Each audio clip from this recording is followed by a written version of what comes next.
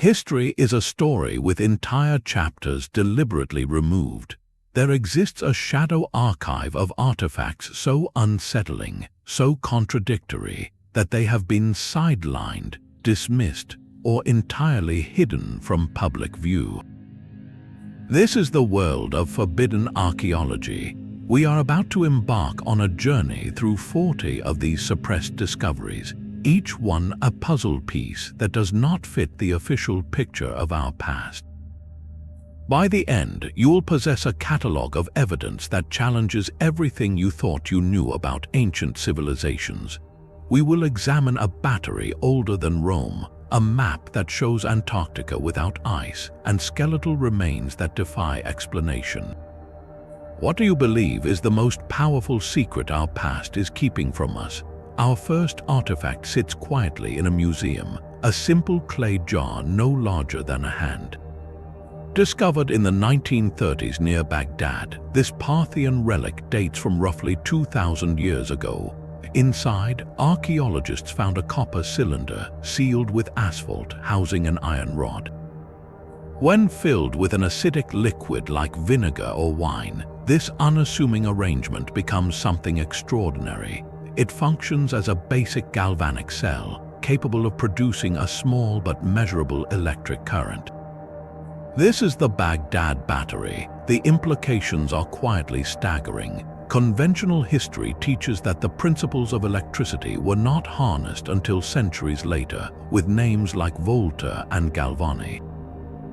Yet here is physical proof that an ancient civilization may have understood and utilized electrochemical energy. Mainstream skepticism is quick to offer alternative explanations. Perhaps it was simply a storage vessel for sacred scrolls, the iron rod merely a mounting. Maybe the acidic residue was from spoiled wine, not an electrolyte. The official narrative prefers to see coincidence over invention, but consider the alternative theories. Some researchers point to the contemporary existence of exquisite gold-plated artifacts from the same region. Could this battery have been used for electroplating, to deposit a thin layer of gold onto silver objects? The voltage, while low, is sufficient for such a task if multiple cells were linked together. Others suggest a more mystical application. The gentle tingling current might have been used in religious ceremonies, a tangible manifestation of divine power for temple priests. The artifact itself offers no written manual. Its true purpose is locked within the clay and asphalt, but its very existence forces a question. Was this a one-off curiosity, a forgotten toy of a clever artisan? Or is it a single surviving piece from a broader, lost understanding of natural forces? This small jar challenges the linear progression of technology we so comfortably accept. It whispers that knowledge can be found, lost, and found again across the vast stretches of time. From a simple clay jar that generated power, we move to a corroded bronze lump that calculated the cosmos. In the year 1900, sponge divers off the coast of the Greek island of Antikythera stumbled upon a shipwreck from the 2nd century before the Common Era. Among statues and pottery, they recovered a mysterious, heavily encrusted object about the size of a large book. For decades, it sat in a museum, dismissed as a curious but unremarkable nautical artifact. Then researchers began to look closer. X-ray and gamma-ray imaging revealed the truth hidden beneath the corrosion. Inside were more than 30 intricate bronze gear wheels, precisely cut and interlocking in a system of astonishing complexity. This was not a simple ornament, it was a machine. The Antikythera mechanism, as it became known, is an ancient analog computer of breathtaking sophistication. By turning a hand crank on the side, its operators could model the movements of the sun, the moon, and the 5 known planets across the zodiac. It could predict lunar and solar eclipses with remarkable accuracy, and even accounted for the irregular orbit of the moon through a clever differential gear system, a technology not seen again until the 19th century. This device represents a technological leap so vast it seems to belong to another timeline entirely. The mainstream historical view of the period suggests advanced Greek astronomy existed in theory, recorded on scrolls. But the mechanism is applied physical engineering. It is the difference between having a mathematical formula for planetary motion and building a clockwork universe inside a bronze box. The ongoing debate about its origins is fierce. Who built it? The leading theory points to the school of the great astronomer Hipparchus, or perhaps the legendary workshop of Archimedes in Syracuse. But no surviving writings from antiquity describe anything like it. This implies a level of technical knowledge that was either a closely guarded secret or, more troublingly, a branch of science that was almost entirely lost. The mechanism is a ghost in the machine of history. It proves that a group of ancient thinkers possessed not just abstract ideas, but the mechanical genius to translate celestial mathematics into moving bronze. Its very existence forces us to ask what else was on that ship, and in the libraries and workshops of the ancient world that did not survive, this single artifact shatters the illusion of steady, linear progress. It stands as a silent testament to a peak of knowledge from which civilization later fell, leaving behind only this cryptic clockwork clue to a forgotten understanding of the heavens. That bronze computer modeled a known universe, but our next discovery presents a cosmos that is utterly alien. In the year 1912, a rare book dealer named Wilfred Voynich acquired a peculiar manuscript from a collection in Italy. What he found was a codex of about 240 vellum pages, filled from edge to edge with a flowing, unknown script and bewildering illustrations. This is the Voynich manuscript. Carbon dating places its creation between 1400 and 1430, but its origin and purpose are a blank slate. The text is written left to right in an elegant, invented alphabet with no known correlation to any human language. Linguists and cryptographers, including top codebreakers from both world wars, have applied every conceivable analytical tool. Frequency analysis reveals patterns consistent with a real language, yet the words remain stubbornly meaningless. It is a lock with no key. The illustrations deepen the mystery. They are divided into sections, each more bizarre than the last. One section depicts fantastical botany, plants with bulbous roots, intricate leaves, and flowers that cannot be matched to any known species on Earth. Another shows astrological charts with unfamiliar constellations and nude women bathing in or connected by strange, tubular systems. There are intricate cosmological diagrams of circular formations that resemble cellular structures or unknown galactic maps. One particularly puzzling section features hundreds of small, nude female figures, each positioned in or around what look like elaborate plumbing or vessels, suggesting a biological or alchemical process that defies modern interpretation.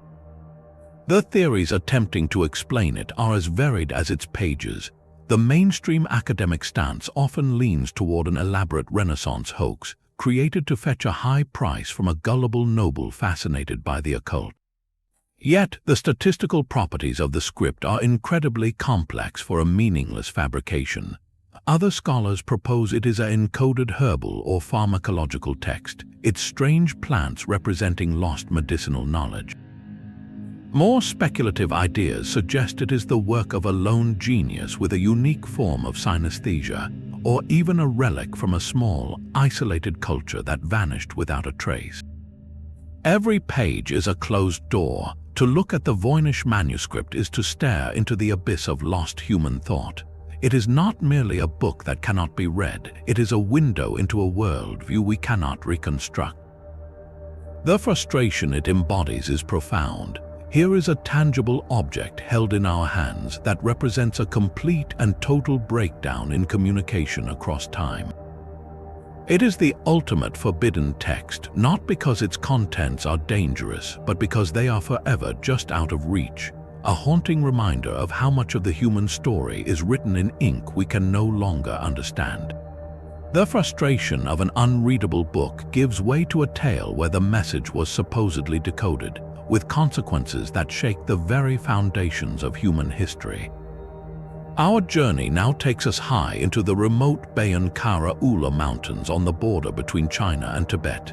In the year 1938, according to the controversial account, an archaeologist named Kai Pu-te was leading an expedition through the virtually inaccessible caves of the region. What he reported finding inside would ignite one of the most persistent and heated debates in all of forbidden archaeology. The story states that within a cave system, Kai Pu-te and his team discovered rows of neat, orderly graves. Buried within them were the skeletal remains of beings unlike any known human tribe.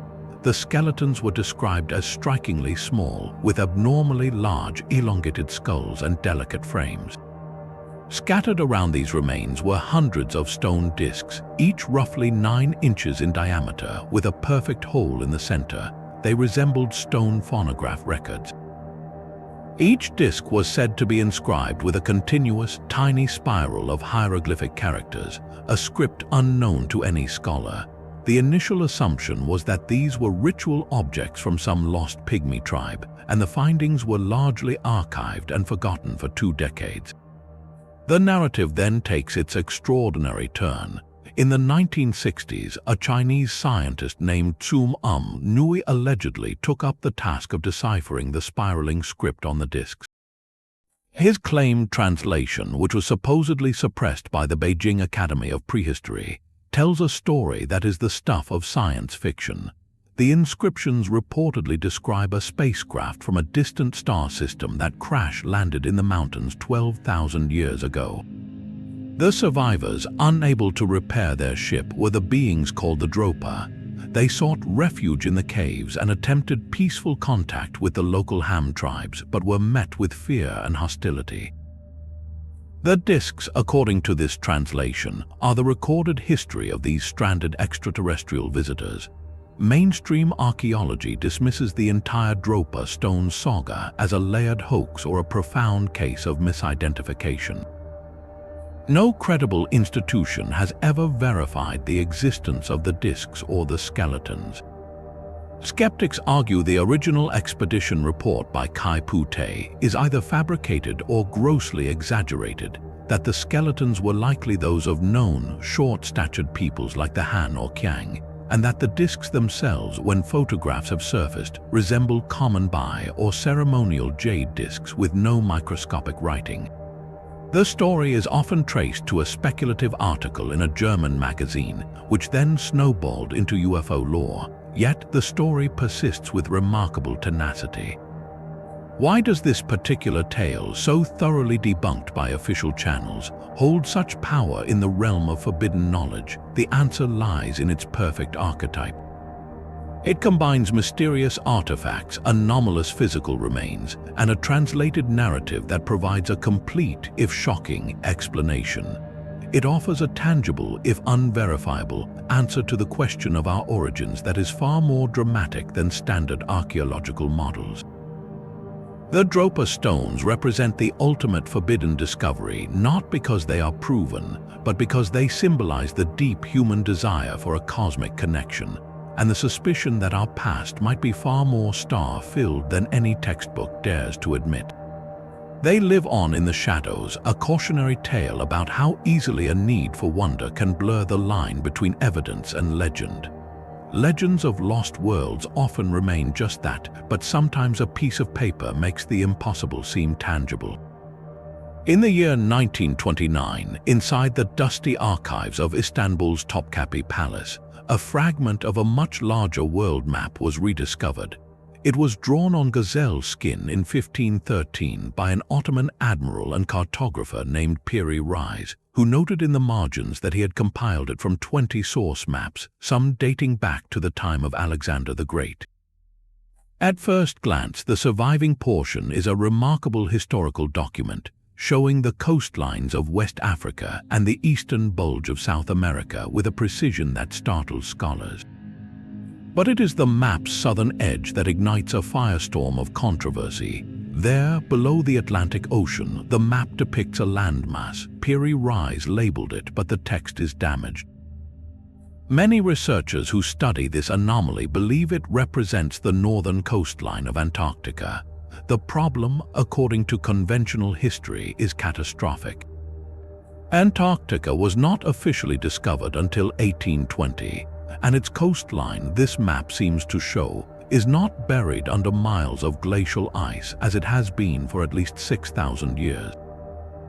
It shows a land of rivers, mountains, and bays, a topography that matches with eerie similarity subglacial surveys of the continent conducted in the mid-20th century using seismic technology.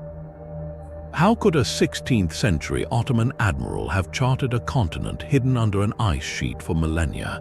The mainstream explanation is one of elegant misidentification.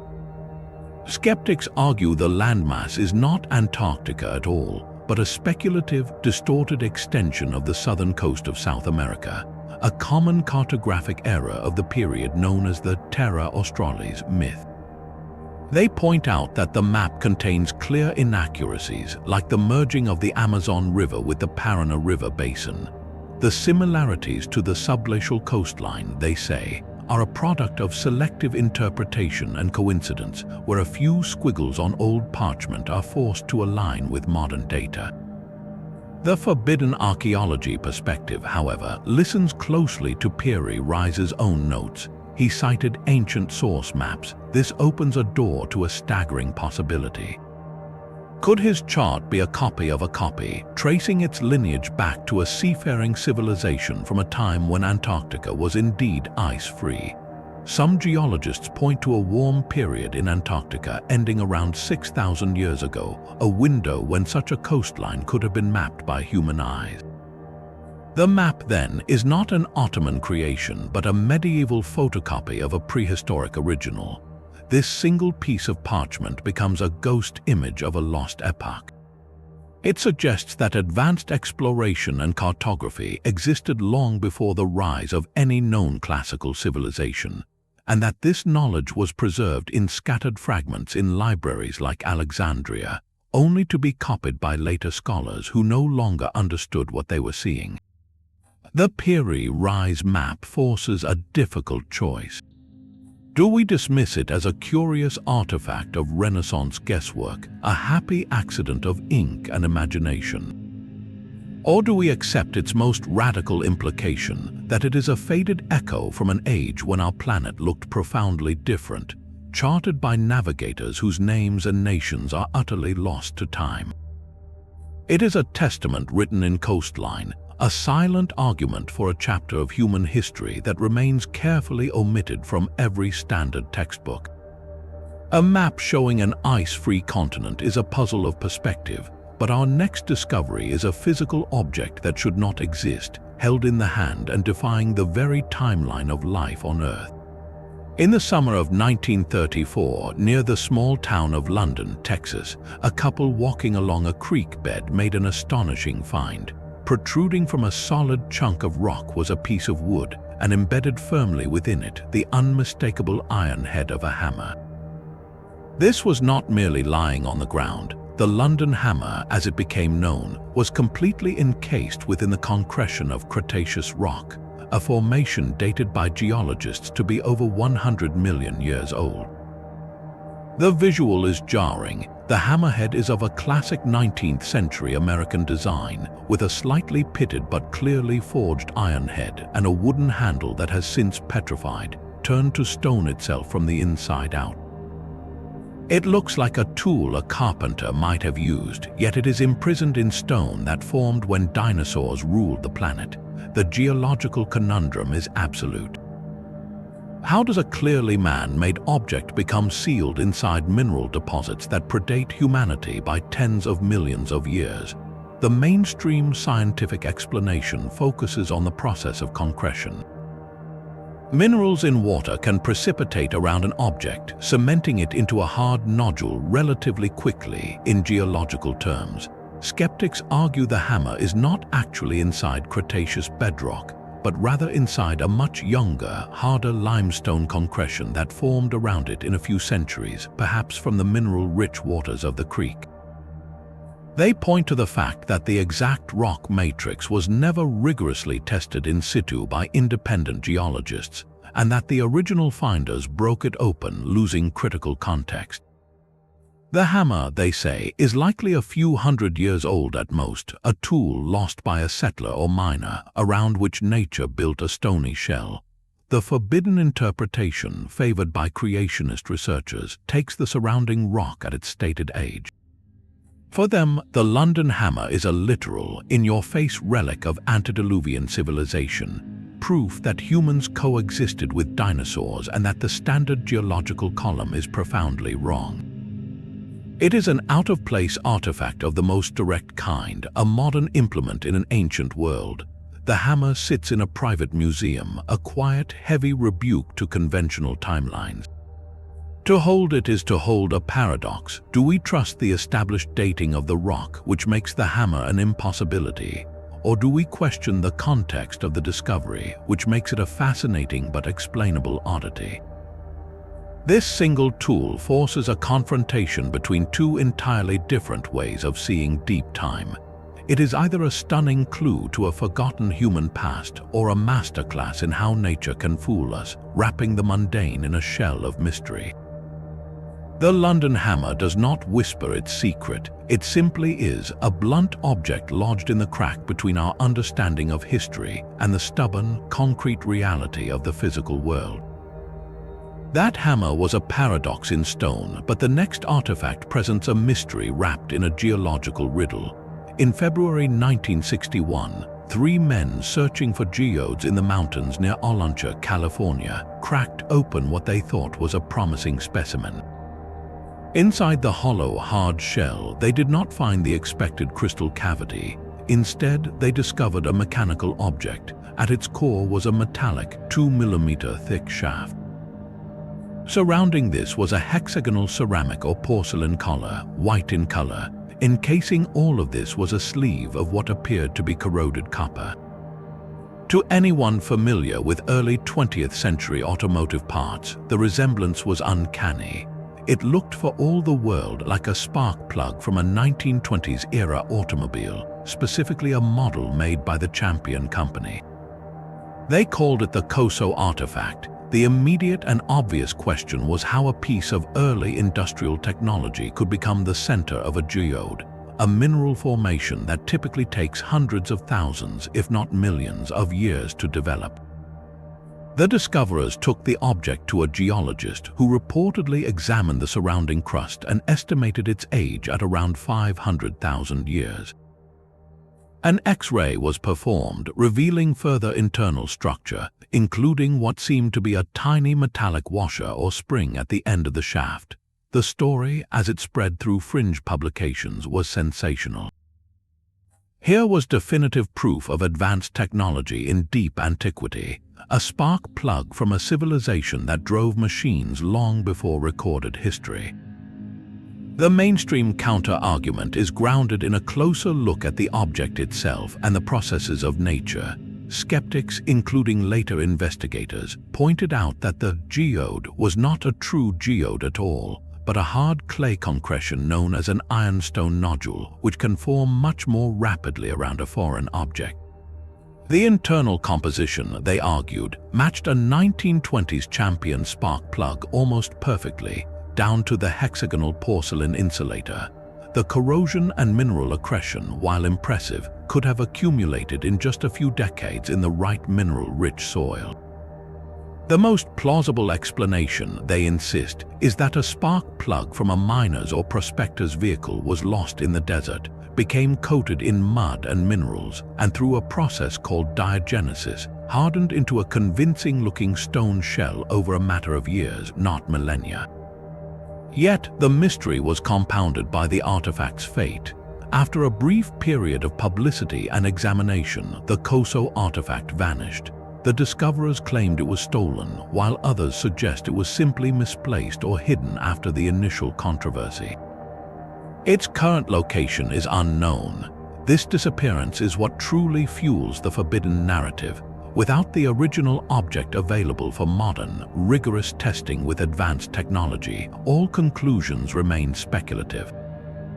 Was it a mundane piece of junk fossilized by a quirk of chemistry, a clever hoax that got out of hand, or a genuine anomaly that threatened to rewrite history and was therefore quietly removed from scrutiny? The Koso artifact now exists primarily in photographs and X-rays, a ghost of a possibility.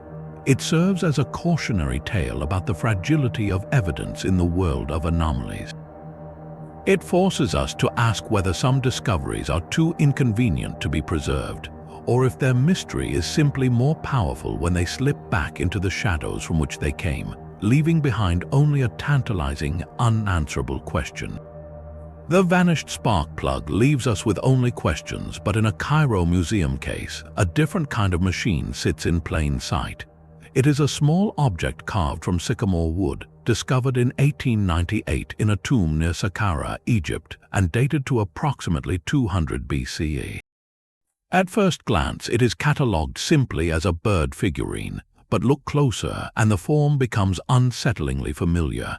The Saqqara bird has a sleek, streamlined fuselage, straight wings that are aerodynamically thick on the leading edge and thin on the trailing edge, and most provocatively, a distinct vertical tail fin. This is not the horizontal fan tail of a bird.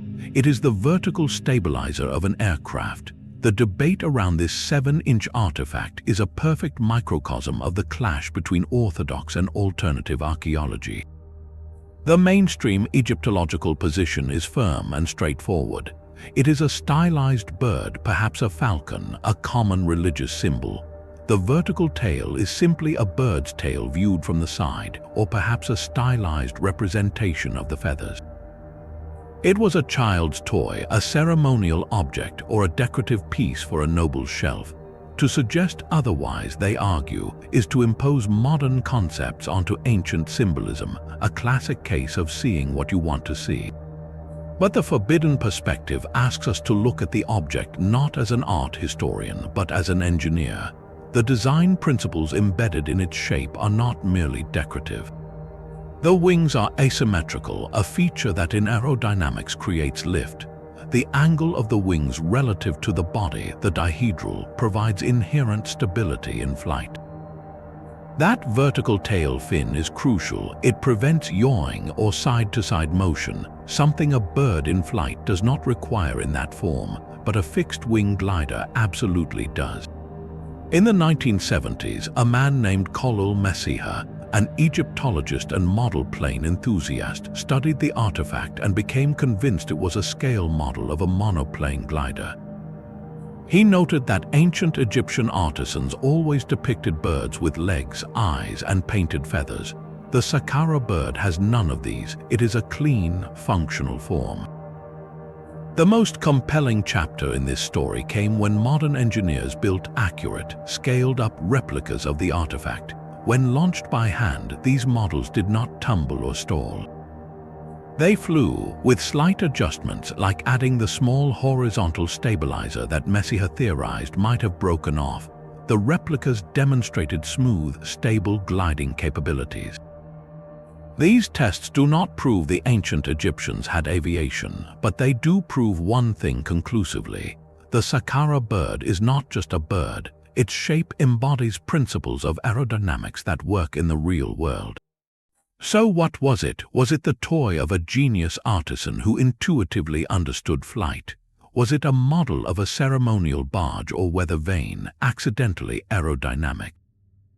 Or does it represent a fragment of lost knowledge, a glimpse of an experimental tradition that never entered the historical record? This small wooden object forces a simple, profound choice. Do we see the past as a place of purely ritual and symbolic thought, or do we allow for the possibility of practical, empirical curiosity that reached for the sky? The Saqqara bird does not roar with jet engines, but in its silent, poised form, it carries the whisper of a possibility that humanity's first flight may not have begun with the Wright brothers at Kitty Hawk, but with an unknown carver on the banks of the Nile dreaming of the air. That wooden bird hints at ancient dreams of flight, but on the plains of southern Peru, an entire landscape was transformed into a canvas only visible from the sky. Scratched into the dark, stony surface of the Nazca Desert are hundreds of enormous geoglyphs, lines and figures so vast they defy comprehension from the ground. These are the Nazca lines, from a simple hummingbird with a beak longer than a football field to a massive spider, a monkey with a spiraling tail, and perfect geometric shapes stretching for miles. The scale is staggering. They were created between 500 BCE and 500 CE by the Nazca people, who carefully removed the reddish surface pebbles to reveal the lighter earth beneath. The preservation is a gift of the climate, one of the driest places on Earth where rain falls perhaps once a decade. The central, haunting question has always been why. For whom were these magnificent drawings made, if the artists themselves could never see the completed work? The most popular and controversial theory is, of course, extraterrestrial. Proponents argue the lines are landing strips or signals for ancient astronauts, their intricate forms only meaningful to observers in the sky.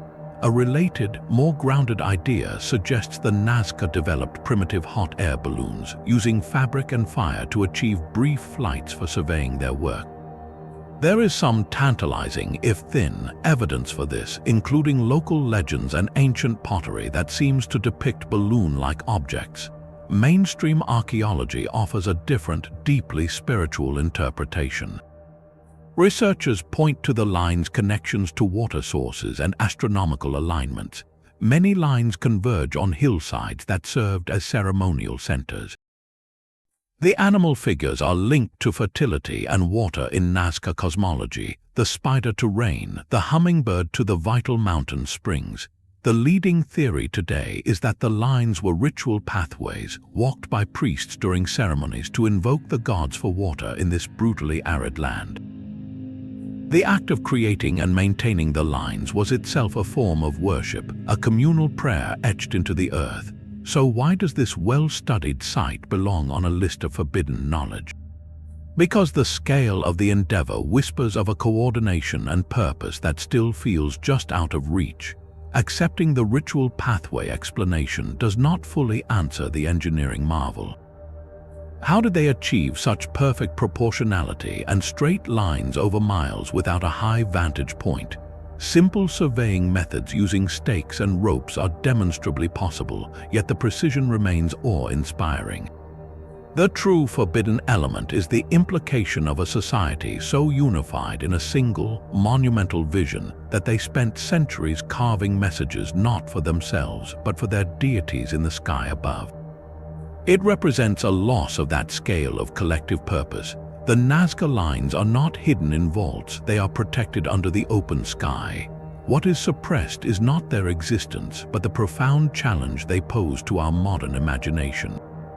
They force us to confront a civilization that invested everything in a language of symbols meant for the heavens, a testament to human ambition that literally cannot be seen unless we ascend to the altitude of their gods. The silent, skyward art of Nazca speaks to gods, but a collection of stones from Peru seems to tell a story meant for us, a story we were never supposed to believe. In the 1960s, a Peruvian physician named Javier Cabarrudacquia was presented with a curious gift, a smooth, dark andesite stone intricately carved with what appeared to be an ancient fish. His interest piqued, he began to acquire more stones from the area, eventually amassing a collection of over 15,000. These are the Ica stones. Their surfaces are etched with a staggering variety of scenes that clash violently with everything we know about the past. There are human figures engaged in battle with, riding upon, or simply standing beside creatures unmistakably resembling dinosaurs like Triceratops, Stegosaurs, and pterodactyls. Other stones depict advanced medical procedures, including what looks like cesarean sections, heart transplants, and the use of magnifying lenses. Some show detailed maps of unknown continents and complex astronomical charts with planets connected by lines. If authentic, they are not just artifacts, they are an illustrated encyclopedia from a civilization that witnessed the age of reptiles and mastered technologies we consider modern. The controversy erupted immediately, centered on the stone source. They were supplied almost exclusively by a local farmer named Basilio Ashuya, who initially claimed he found them in a cave. Later, under pressure from authorities who accused him of damaging national heritage, he recanted, stating he had carved the stones himself using a dental drill and then aged them by baking them in cow dung. He even demonstrated the process for journalists. This confession seemed to slam the door shut on the mystery, branding the entire collection as an elaborate, if prolific, hoax. Mainstream archaeology points to the anachronisms as definitive proof. The stones show dinosaurs with incorrect anatomical details, often borrowing from popular 20th century dinosaur art. The medical tools resemble modern surgical instruments, not any known pre-Columbian technology. The sheer volume of stones, all in pristine condition with no archaeological context like soil layers or associated pottery, screams of a modern creation. Yet the forbidden narrative finds cracks in this simple dismissal.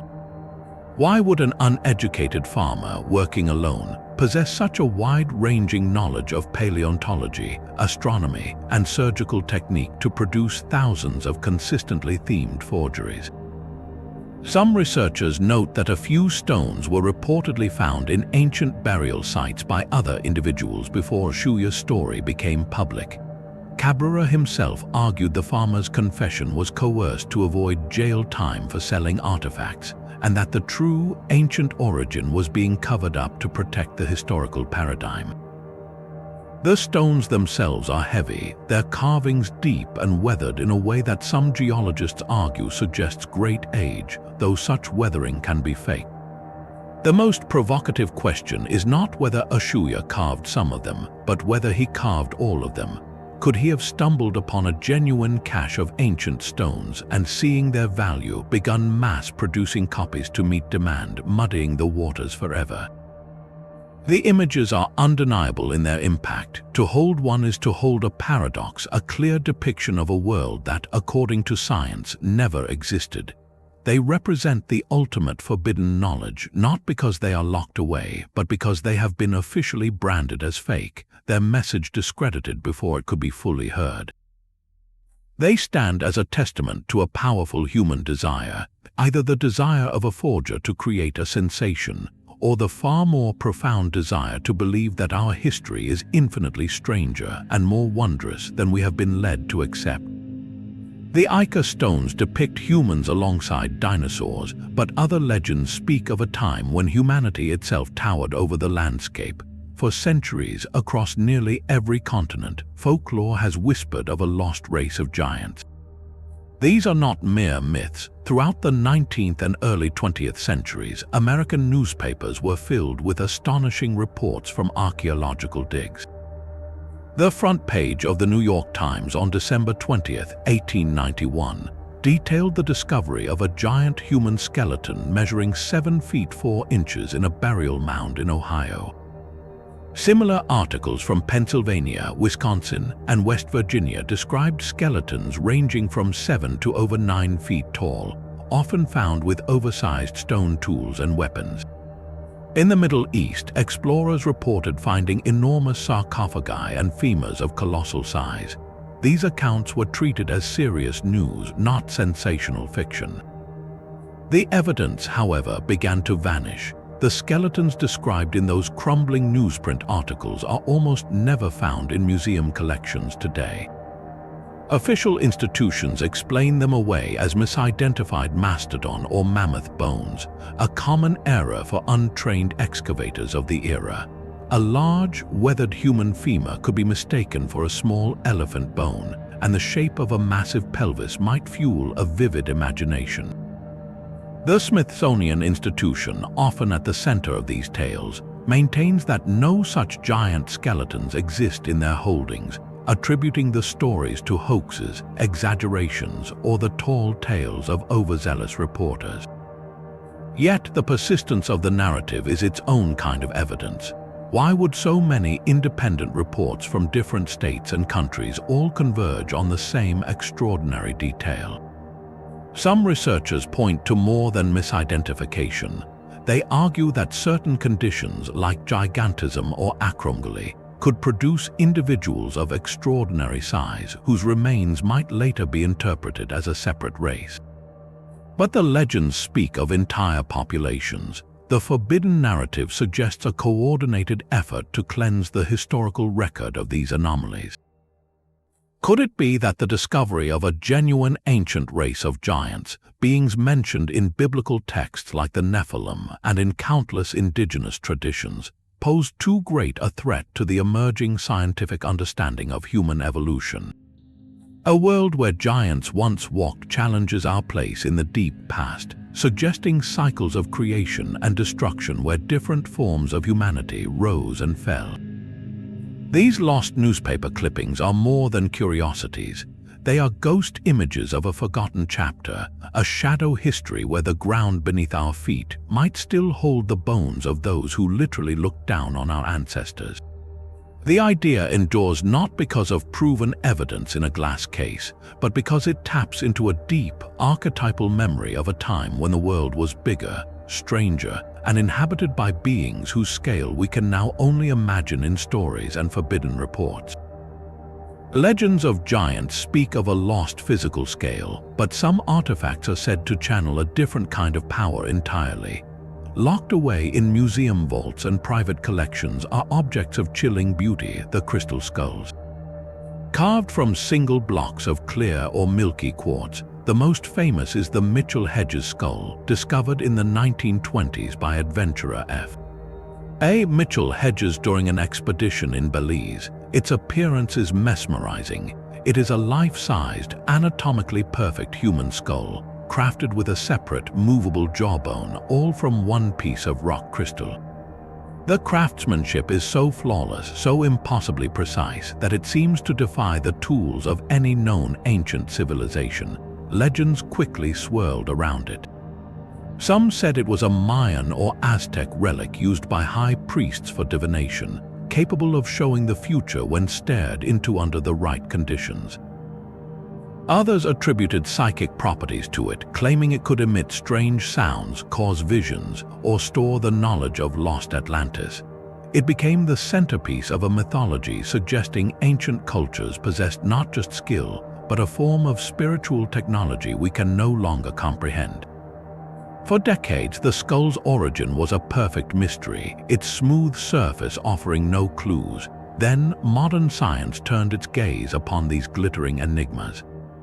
In the 1990s and 2000s, researchers from institutions like the British Museum and the Smithsonian subjected several major crystal skulls, including the Mitchell-Hedges, to detailed microscopic analysis. What they found was a story written in tiny scratches.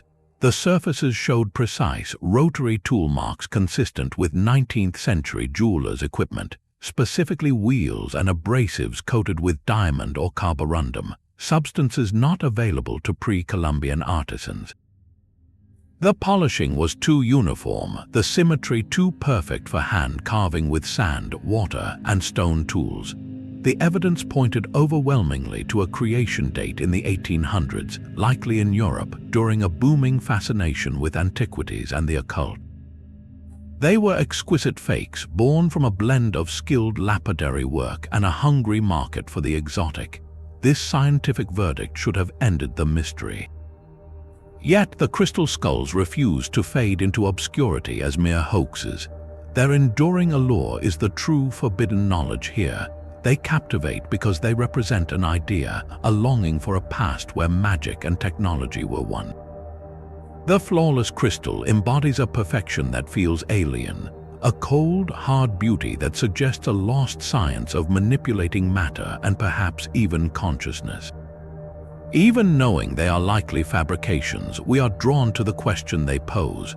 What if such an object could exist? What if an ancient civilization had achieved a level of mastery over quartz, a substance believed to hold memory and energy in New Age thought that we are only now beginning to theorize about? The skulls, in their brilliant fraudulence, hold up a mirror to our own desires. They are forbidden not because their truth is hidden, but because they symbolize a history we wish were real, a testament to a sublime and psychic antiquity that official science firmly denies. They remain forever suspended between proven deception and undying legend, glittering ghosts of a past that never was, but that we desperately wish had been. A single silver coin, no larger than a fingernail, rests in a museum case in Maine. It was unearthed in 1957 by amateur archaeologists at a Native American shell midden site, a prehistoric garbage dump at Naskeag Point. This is the Maine penny. Identified by experts, it is a genuine Norse coin, a penny minted in Norway during the reign of King Olaf Kyrre between 1067 and 1093 of the Common Era. On one side is a crude cross, on the other, a stylized triquetra or triple knot. Its authenticity as a medieval Norse object is not in question. The mystery lies in how it traveled over 3,000 miles from its origin to a coastal settlement of the Penobscot people. The immediate, thrilling interpretation is that this coin is physical proof of Norse exploration, far south of their known settlement at Elance Ox Meadows in Newfoundland. It suggests Viking longships may have sailed down the coast of what is now New England, perhaps trading with or raiding indigenous communities a full 4 centuries before Columbus. A single coin could be a lost piece from a Norse trader's pouch, definitive evidence that the sagas of far-flung voyages to a land called Vinland were not just stories but history. Yet, the mainstream archaeological view is deeply skeptical of this grand narrative. The coin was found not in a controlled, stratified dig, but in a disturbed shell heap by volunteers using sieves. There were no other Norse artifacts found with it, no nails, no tools, no signs of a settlement, just this one lonely silver piece amidst thousands of native artifacts. The most widely accepted explanation is that it arrived not from a Viking ship, but through extensive indigenous trade networks that span the continent. A Norse coin, perhaps left in Newfoundland or Labrador, could have been picked up by native traders who valued it not as currency, but as a curious piece of shiny metal, a bead or a charm. Over generations, it could have been traded hand to hand, moving slowly southward along established routes, until it finally ended up in Maine centuries after it was minted.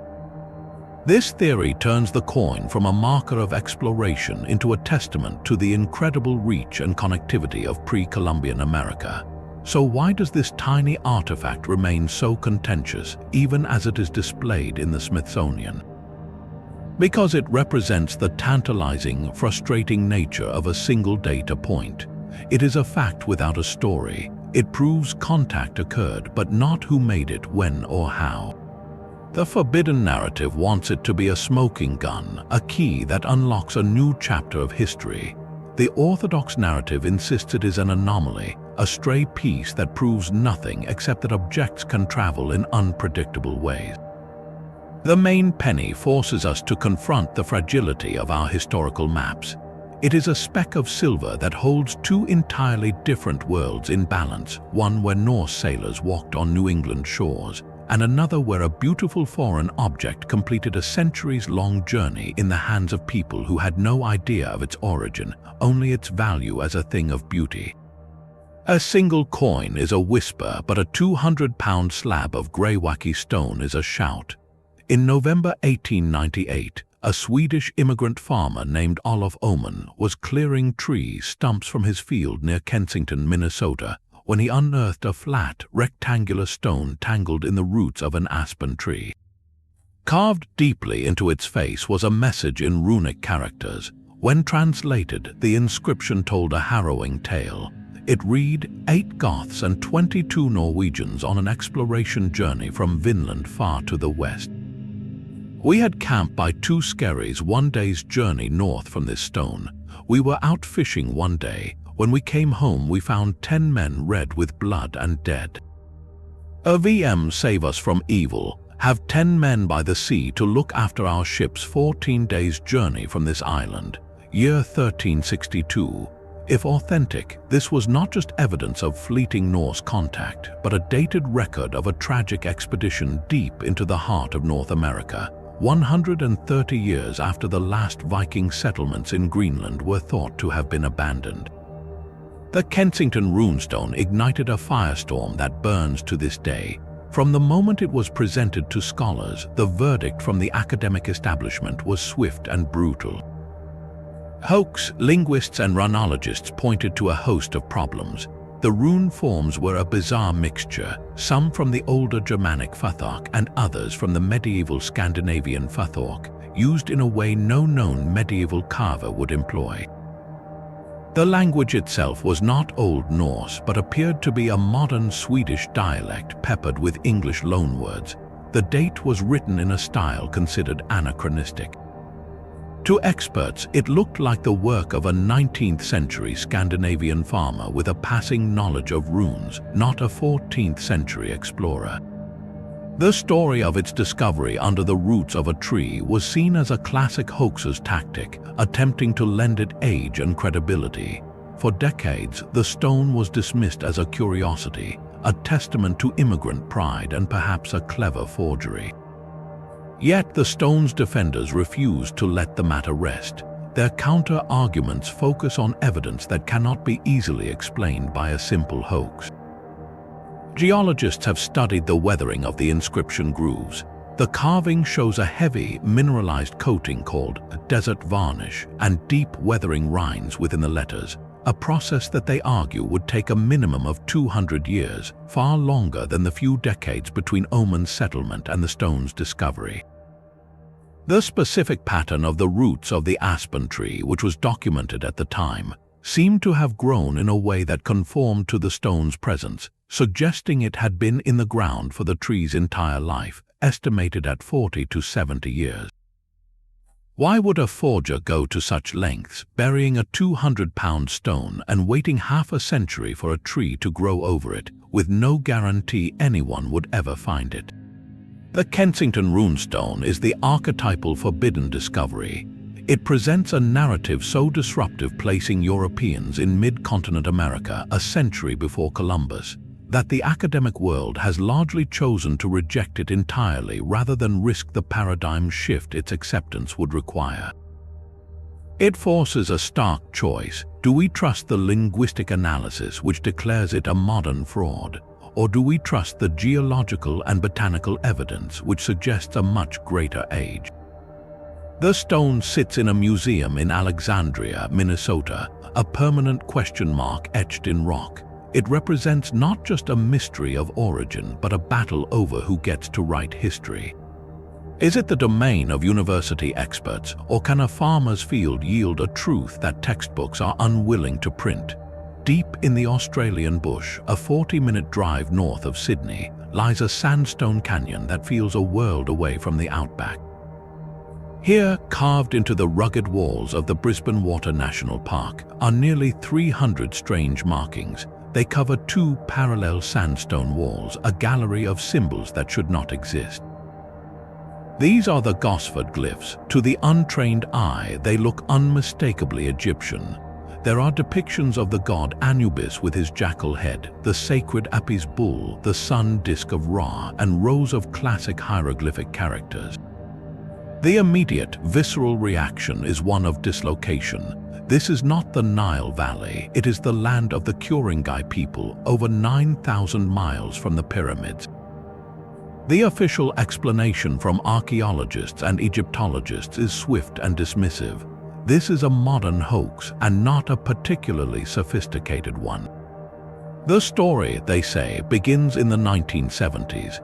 A local man, inspired by a visit to the Egyptian exhibit at the Sydney Museum, and perhaps by the era's fascination with ancient astronauts, took tools to the soft sandstone and began to carve. The glyphs show a clumsy understanding of Egyptian writing, mixing symbols from different periods and using them incorrectly. The carving techniques show fresh, sharp edges with none of the weathering expected from an artifact that would need to be thousands of years old to fit the narrative. For mainstream science, the case is closed. It is a local curiosity, a testament to one man's dedication to a prank and nothing more.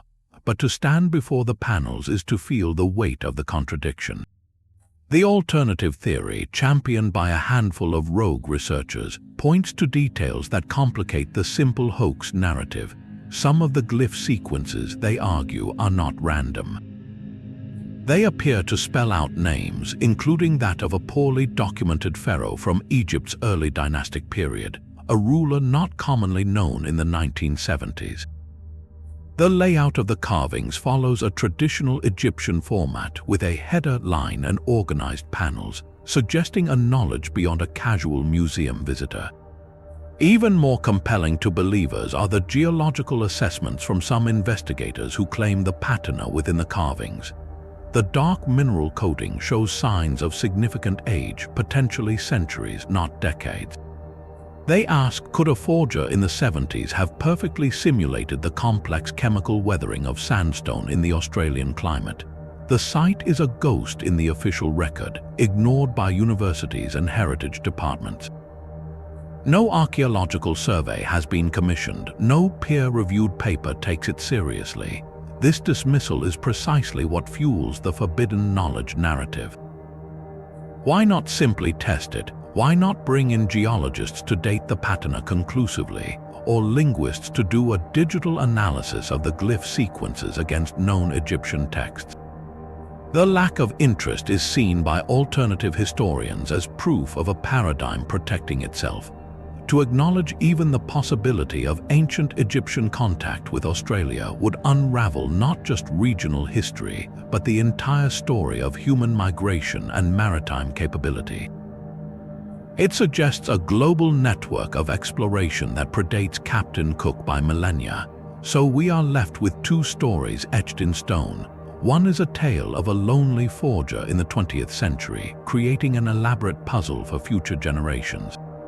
The other is a fragment of a lost epic, a memorial carved by homesick Egyptian sailors who somehow crossed the Indian Ocean and made landfall on a continent they could never have imagined. The Gosford glyphs stand as a perfect symbol of the divide between orthodox and forbidden archaeology. They are either a clumsy fake, easily explained and rightly ignored, or they are the most inconvenient truth in the Southern Hemisphere, quietly waiting in the bush for the world to finally see what it has chosen not to believe. The idea of Egyptian glyphs in Australia seems almost plausible compared to the claim that has reshaped a small Bosnian town. In 2005, a businessman and amateur archaeologist named Semir Osmanagic stood before a cluster of forested hills in Visoko and declared they were not hills at all. He proclaimed they were the largest and oldest pyramids on Earth, a complex predating even Giza by tens of thousands of years. He named the largest one the Pyramid of the Sun. The world of archaeology erupted in a mixture of disbelief and outrage. What Osmanagic presented as evidence was a combination of satellite imagery, geological surveys, and excavations. Aerial photos seemed to show the hills had remarkably symmetrical, triangular faces aligned with the cardinal points. Ground-penetrating radar surveys indicated what he interpreted as buried, man-made chambers and a network of tunnels. Excavations on the slopes uncovered large, interlocking stone blocks with smooth, flat surfaces, and what appeared to be a man-made concrete-like conglomerate binding them. Volunteers uncovered an extensive subterranean labyrinth called Ravni Tunnel, which they cleared of sediment to reveal dry stone walls and massive, shaped monoliths of ceramic material. To Osmanagic and his supporters, this was a smoking gun, proof of a lost super-civilization from the last ice age. The scientific establishment responded with a unified and furious rejection. Geologists from universities across Europe examined the site and issued a damning verdict. The hills, they stated, are entirely natural geological formations known as flatirons, common in regions with layered sedimentary rock. The symmetrical shapes are a product of erosion, not construction. The stone blocks, they argued, are natural sandstone that fractures into rectangular shapes due to tectonic stresses, a phenomenon seen worldwide. The so-called concrete was simply a natural sedimentary breccia, a conglomerate of rock fragments cemented together by nature. The tunnels, while intriguing, were likely medieval mines or natural karst features that had been modified. They accused Osmanagic of ignoring basic geology, of seeing patterns where none existed, and of conducting unscientific excavations that were damaging a legitimate medieval archaeological site in the valley below. The battle over the Bosnian pyramids is not just academic, it is deeply political and social. The project has been embraced by the Bosnian government and has become a major tourist attraction, bringing economic hope to Visoko. For many locals and international volunteers, the dig is a source of national pride and a thrilling adventure into the unknown. For mainstream archaeologists, it is a dangerous pseudoscientific spectacle that undermines real scholarship and misleads the public. This clash makes it a perfect forbidden discovery. It is not hidden in a vault, it is being actively excavated in plain sight, yet its truth is forbidden by the gatekeepers of official science. The drama forces us to ask a difficult question. When does a radical idea become a legitimate challenge, and when is it simply a refusal to accept established knowledge? The Bosnian pyramids stand as a colossal Rorschach test. You see either the breathtaking remains of a forgotten world, or you see ordinary hills and the powerful human desire for them to be something more. The evidence is contested, the motives are questioned, and the only certainty is that the hill in Visoko will continue to divide those who seek a grander past from those who insist the truth is written in the stone itself, if only we would read it correctly. Beneath the waves off the coast of a remote Japanese island lies a site that defies simple explanation. In 1986, a local diver exploring the clear waters near Yonaguni stumbled upon a series of colossal stone formations resting on the seafloor. What he found was not a scattered field of rocks, but what appeared to be a vast architectonic complex. This is the Yonaguni Monument.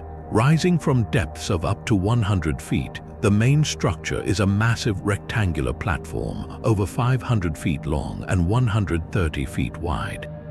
Its sides are not the chaotic, eroded faces of natural bedrock. They drop in near vertical, clean terraces, forming what look unmistakably like giant steps or tiers. The top of the formation is a wide, flat plaza, and running across its surface are long, straight channels with sharp 90-degree corners. In one section, two massive pillars stand side by side as if marking an entrance. Nearby, a carved humanoid face stares out from the stone, and a platform resembles an altar or stage. The entire complex has the eerie, geometric order of a ceremonial center, now silent and inhabited only by fish. The central, furious debate is as clear as the water surrounding it. Is this a purely natural phenomenon, or is it the drowned ruins of a prehistoric civilization? Geologists who argue for a natural origin point to the region's unique sandstone, which fractures along straight lines due to tectonic stress.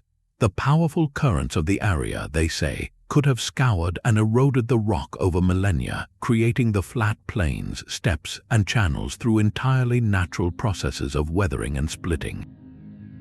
They see a spectacular example of what is known as sheet jointing and differential erosion, a quirk of geology that happens to look remarkably architectural. The alternative view, championed by researchers like Professor Masaaki Kimura of the University of the Ryukyus, sees intention in every angle. They highlight features that seem to have no natural parallel. The staircases have consistent tread and riser heights. The channels are perfectly straight and intersect at precise right angles. The two towering pillars appear too symmetrical and isolated to be the product of random fracturing. The so-called turtle carving and the triangular pool with its sharp edges all suggest the work of tools, not tides. For them, Yonaguni is a sunken city, perhaps 8,000 to 10,000 years old, submerged during the rapid sea level rise at the end of the last ice age. This timeline connects it directly to the Pacific legend of Mu, a lost continent said to have sunk beneath the waves, a story found in cultures from Japan to the Americas. Mainstream archaeology remains deeply reluctant to classify Yonaguni as a man-made site. The primary reason is the lack of definitive, unambiguous artifacts. No pottery shards, no tools, no bones, no inscriptions have been recovered from the structure itself. Without such cultural debris, the argument relies solely on interpreting the shape of the stone. For most academics, extraordinary claims require extraordinary evidence, and a few right angles in a tectonically active zone are not enough. They fear that labeling it a city based on morphology alone opens the door to seeing architecture in every interesting rock formation on Earth. Yet to dive at Yonaguni is to experience a profound cognitive dissonance. The scale is too grand, the features too repetitive, the geometry too insistent to feel entirely random. It feels like a place. The monument sits in a haunting limbo, a ghost of a possibility on the ocean floor. It represents the ultimate challenge of forbidden archaeology, where the evidence is too massive to hide but too ambiguous to prove. It asks us whether we can recognize the hand of humanity when it is eroded by 10,000 years of seawater, or if our standards of proof are designed only for discoveries that fit neatly on land, in layers of soil we can easily dig. The silent, submerged architecture of Yonaguni speaks of a world lost to rising seas, but on a remote island in the vast Pacific, a different kind of loss is carved in stone, staring blankly inland. Easter Island, or Rapa Nui, is synonymous with its enigmatic moai, the nearly 900 massive stone heads that dot the coastline. Yet the iconic image is a profound deception. These are not heads, they are full-bodied statues buried up to their necks by centuries of erosion and soil accumulation. Excavations have revealed their hidden forms, uncovering powerful, elongated torsos carved with intricate petroglyphs, their hands resting on their stomachs. Seeing a moai fully exposed is a revelation. It transforms a disembodied head into a complete, monumental being, a colossal ancestor watching over the clan lands behind it, not the sea before it. This physical reality, long hidden, changes the story entirely. But the statues are only the surface of the island's forbidden mysteries. Alongside them exists Rongo Rongo, a unique system of glyphs found on wooden tablets. It is the only indigenous script ever developed in Polynesia, a complex writing system of birdmen, celestial symbols, and geometric forms. Not a single person alive today can read it. The script was effectively wiped out in the 1860s when Peruvian slave raiders abducted the island's ruling class and priests, the only ones who may have held the knowledge. What was recorded on those tablets? Was it history, genealogy, sacred chants, or a warning? Rongo Rongo is a locked library of an entire culture's memory, and the key was thrown into the ocean. The official narrative of the island's collapse is an ecological parable. It tells of a Polynesian society that flourished, building these incredible monuments in a spirit of clan competition. To move the multi-ton statues, they cut down the island's once lush palm forests for rollers and ropes. Deforestation led to soil erosion, crop failure, and societal collapse. The people, starving and desperate, toppled their own ancestors' statues in civil strife, descending into chaos before European contact delivered the final blow. This story is tidy, a cautionary tale of environmental hubris, but forbidden archaeology asks if it is complete. Why would a people so intimately tied to their environment utterly destroy it without realizing the consequences? Some researchers point to the arrival of the Polynesian rat, which likely ate the palm nuts, preventing forest regeneration. An ecological accident, not just human folly. More controversial are the theories of contact. The sweet potato, a staple of pre-collapse Rapa Nui, is a plant native to South America. How did it cross thousands of miles of open ocean to reach this isolated island? The mainstream answer is Polynesian voyagers reached South America and brought it back, but the forbidden hypothesis turns that around. Could South American voyagers have reached Rapa Nui first? Some see stylistic echoes of Andean art in the moai's design and point to early European accounts of islanders with reddish hair and fair skin, potentially hinting at pre-Columbian mixing. These ideas challenge the core narrative of Rapa Nui as a purely isolated Polynesian experiment. They suggest the island may have been a rare meeting point of two ancient seafaring worlds, its history far more complex than a simple story of ecological suicide. The Moai, then, are not just monuments to a lost people. They are sentinels guarding a double mystery, the story written in an undeciphered script, and the truth of an island that may have been a crossroads, not a cage, before it fell silent. While Easter Island statues gaze from a lost past, a monument in modern America was built to speak to a future that never arrived. In 1979, in a quiet field in Elbert County, Georgia, a set of massive granite slabs was erected under a cloak of absolute secrecy. The Georgia Guidestone stood nearly 20 feet tall, a stark gray puzzle in the rural landscape.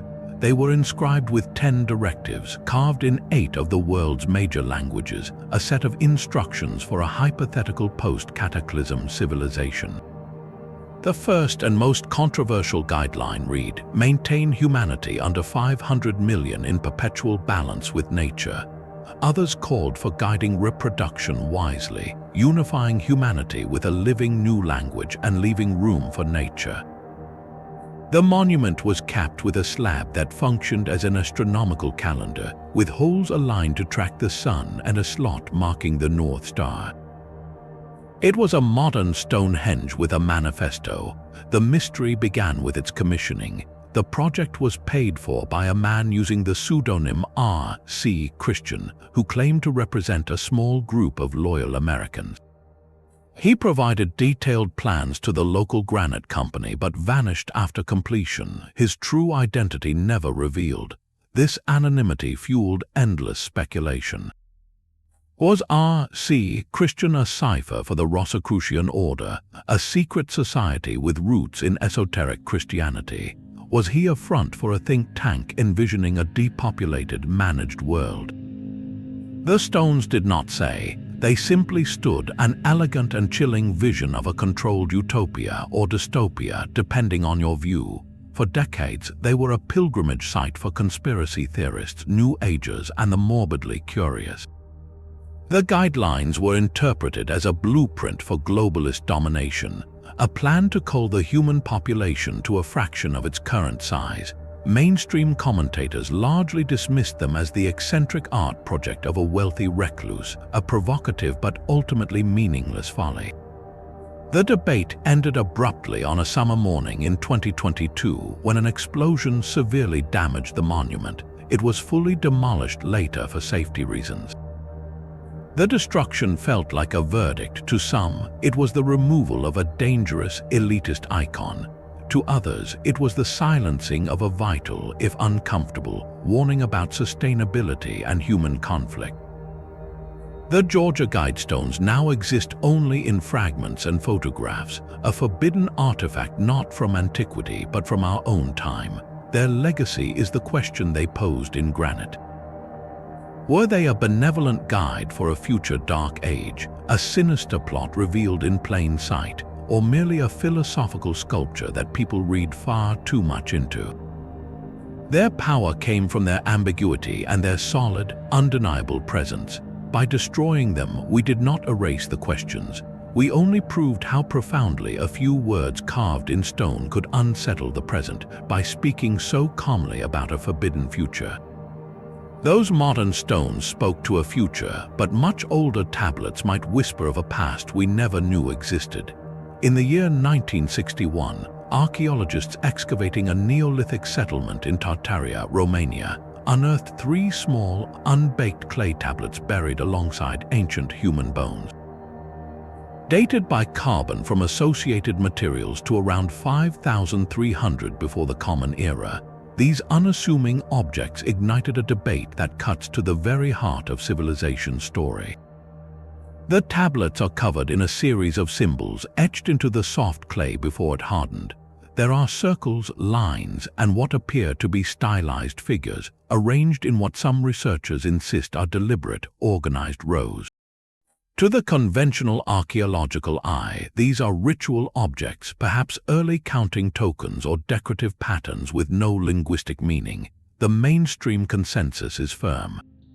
Writing as a system to record spoken language was invented in Mesopotamia around 3200 BCE with Sumerian cuneiform. Anything older, especially from a seemingly less complex Neolithic culture in the Balkans, must be something else.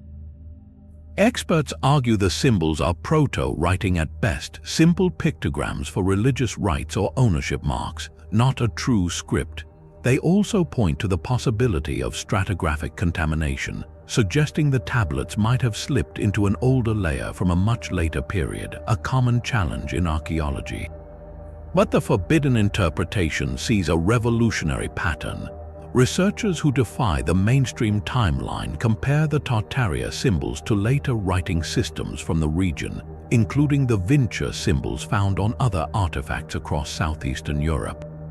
They see not random scratches, but a structured set of signs that repeat and combine in ways reminiscent of a primitive syllabary or logographic script.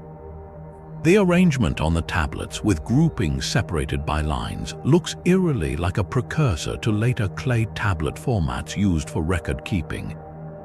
If this interpretation is correct, the implications are earth-shattering. It would mean a form of writing was being used in the Danube Valley over 2,000 years before the Sumerian system developed. This would not just shift the birthplace of literacy, it would force a complete re-evaluation of Neolithic societies in Europe. Were the people of Tartaria and the wider Vinci culture far more administratively or spiritually complex than we have ever given them credit for? Did they possess a means of recording transactions, myths, or laws that has otherwise completely vanished from the material record? The tablets are a whisper from a time before history as we define it began. Their forbidden status comes not from being locked away but from being academically sidelined. They represent an idea too disruptive to the established narrative of cultural evolution, which places the brilliant dawn of complex society firmly in the Fertile Crescent. To accept Tartaria is to open the door to a world where civilization and one of its defining technologies may have flickered to life in multiple places, only for some flames to be snuffed out by time, leaving behind nothing but these cryptic clay puzzles. They are a haunting reminder that the first chapter of the human story may be written in a script we have not yet dared to decipher. Buried alongside the bones of an extinct giant, a piece of modern industry sleeps in ancient earth. In 1974, construction workers digging a trench along the Mureș River in Romania near the town of Aiud unearthed something utterly baffling. 35 feet down, nestled in a layer of sand and clay that also contained the massive bones and teeth of a mastodon, they found a heavy, wedge-shaped metal object. It was heavily oxidized and coated in a thick layer of crust.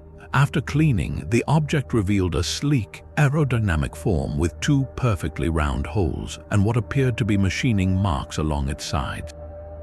It weighed about 5 pounds. Researchers were stunned when laboratory analysis identified the material. It was composed of an alloy of aluminum with traces of copper, zinc, lead, cadmium, nickel, and other elements. This was not a natural nugget of metal. This was a sophisticated, manufactured alloy. The problem is one of time and technology. Pure aluminum is never found free in nature. Isolating it requires the complex electrolytic Hall-Héroult process invented in the 1880s. Before that, it was a precious metal rarer than gold. Yet, the geological stratum where this wedge was found, alongside those mastodon remains, was dated by the surrounding materials to be at least 11,000 years old from the end of the last ice age.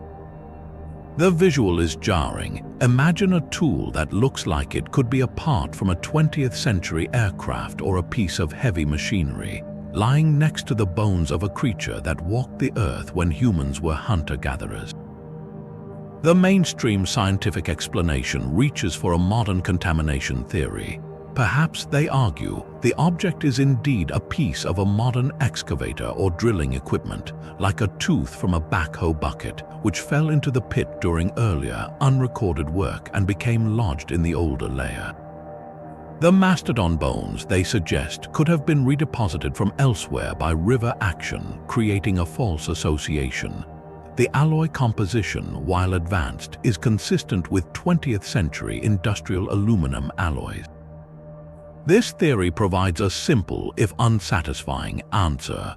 It dismisses the anomaly by attributing it to sloppy archaeology and the mixing of layers. The forbidden interpretation, however, stares at the same data and sees a different story. Proponents point to the detailed analysis of the oxide layer covering the object. The thickness of this patina, they claim, suggests centuries if not millennia of corrosion, not just a few decades. The object was found under an uncontaminated layer of ancient sediment, not loosely in a recently dug trench. Its shape is also peculiar. It does not perfectly match any known modern tool part. Some engineers have speculated it resembles a foot or support for a larger, heavier object, perhaps even a landing gear component. This line of thinking leads to the most radical conclusion. Could the Ayod wedge be a fragment of advanced technology from a prehistoric civilization, one that possessed knowledge of metallurgy lost in some global cataclysm? Or, even more speculatively, could it be a piece of something not of this earth that fell to the ground in the distant past? The object now sits in a private collection, its testing incomplete and its origin forever debated. It is a cold, hard lump of a paradox. It forces us to choose between two narratives. One says our dating and context are wrong, that the wedge is a mundane intruder from our own era. The other says our history is wrong, that the timeline of human technological achievement is not a straight line, but a circle, or perhaps a spiral, where peaks of knowledge can rise and vanish, leaving behind only a single, corroded clue to puzzle the ages that follow. The Ayod wedge is a manufactured anomaly, but a small stone from a New England lake is a carved conundrum of a different kind. In 1872, workers digging a post hole near the shores of Lake Winnipesaukee in New Hampshire struck something hard. What they pulled from the earth was not a rock but an artifact. It is an egg-shaped piece of dark, polished stone, about 4 inches tall and 2.5 inches thick, perfectly smooth and symmetrical. It looks like a large, dark egg that has been meticulously worked by human hands, but it is the carvings that transform it from a curiosity into a profound mystery. Covering its surface is a series of intricate, precise symbols. There is a solemn human face with wide eyes and a straight mouth, below it an ear of corn with clear kernels. On another side, a teepee or conical tent. There are also spirals, a circle with dots, and other geometric patterns, all executed with a fine, sharp tool. The stone is pierced by a perfectly cylindrical hole drilled straight through from top to bottom, a feat requiring remarkable skill. From the moment it was unearthed, the Lake Winnipesaukee mystery stone defied categorization. The symbols seem to blend worlds. The face, teepee, and corn are motifs deeply associated with Native American cultures of the region. Yet, the spirals and some geometric designs have also drawn comparisons to Celtic or other European prehistoric art. This fusion makes it impossible to place. Was it a sacred object from a local tribe, a record of a treaty, or a personal talisman? Or does it suggest a much earlier, unknown contact across the Atlantic, leaving a single, cryptic souvenir in the New Hampshire soil? The stone has been subjected to every possible analysis.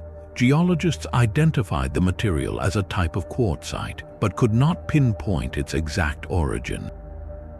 The drilling of the hole is so precise and smooth that some modern engineers have speculated it was done with a power tool, an obvious anachronism. Mainstream archaeology, lacking any context, has essentially thrown up its hand. No other artifacts were found with it. No similar object exists in any known collection. It does not match the style of any documented woodland or Algonquian art from the area. It is an orphan in time because it cannot be explained. It has been largely sidelined. It sits today in a display case at the New Hampshire Historical Society, labeled but not understood, a beautiful artifact with no story. Its forbidden status comes from its utter isolation. It offers a complete, self-contained puzzle with no connecting pieces. To accept any one theory about its origin is to venture into speculation without a map. It represents the kind of discovery that history cannot digest, a single, polished question that refuses to be answered, reminding us that some secrets are not grand pyramids or lost cities, but small, silent stones that hold their truth locked behind a face of carved stone. Carved into the stone walls of a crypt deep within the Temple of Hathor at Dendera, Egypt, is an image that has electrified the world of forbidden archaeology. It is a relief that, to the modern eye, looks unmistakably technological. The scene shows a large, elongated bulb-like object held aloft by a figure. Inside this bulb, a snake stretches its body in a straight line, its head pointing toward one end. This serpent is supported by a pillar shaped like the hieroglyph for stability, the jed. A cable seems to run from the base of this apparatus to a small box, upon which sits a baboon-like god. To anyone living in the age of electricity, the interpretation is instant and shocking. This looks like a diagram of a Crookes tube or a primitive light bulb, with the snake as the glowing filament, the jed pillar as the insulator, and the box as the power source. The entire scene is framed within what could be interpreted as a socket. The implications are profound. Could this be evidence that ancient Egyptian priests understood and perhaps even harnessed a form of electrical illumination? This interpretation forms the bedrock of a radical reimagining of ancient technology, suggesting the deep chambers of pyramids and tombs were lit not by flickering torches that would consume oxygen and leave soot, but by cold, clean electric light. The orthodox Egyptological explanation is rooted not in physics but in mythology. Scholars identify the bulb not as a technological device but as a giant lotus flower, a sacred symbol of creation and rebirth. The snake emerging from it is the god Harsomptis, a manifestation of the sun god, often depicted as a serpent born from a lotus at the moment of creation. The jed pillar represents stability and the backbone of the god Osiris. The box is a sacred shrine, and the baboon is the god Thoth, associated with the moon and wisdom. The entire tableau, they argue, is a complex cosmological symbol depicting the moment the sun, in the form of a snake, is born from the primordial lotus and rises into the sky, supported by the stability of the cosmos. The cable is not a wire, but a ceremonial rope or a stylized stream of divine energy. For mainstream academics, seeing a light bulb here is a classic case of pareidolia, where the modern brain imposes a familiar pattern on an ancient symbolic art form. They point out that no physical remnants of such bulbs, batteries, or generators have ever been found in Egypt, and the soot from torches has indeed been detected in many tombs. Yet the forbidden theory persists with compelling questions. Why choose such a specific, technical-looking arrangement for a cosmic birth scene? The snake is perfectly straight and centered, unlike the curving, organic serpents in other Egyptian art. The entire ensemble is housed in a crypt, a closed, dark space where a practical need for light would be greatest. Proponents of the electrical theory highlight the Baghdad battery, suggesting a possible technological context, and point to the absence of soot in some deep, elaborately painted chambers, wondering how artists could have worked in total darkness. They argue that the symbolic and the practical are not mutually exclusive in Egyptian thought. A priestly class that understood a natural phenomenon like static electricity or basic electrochemistry might encode that knowledge within their religious iconography, disguising practical technology as sacred mystery to protect their power.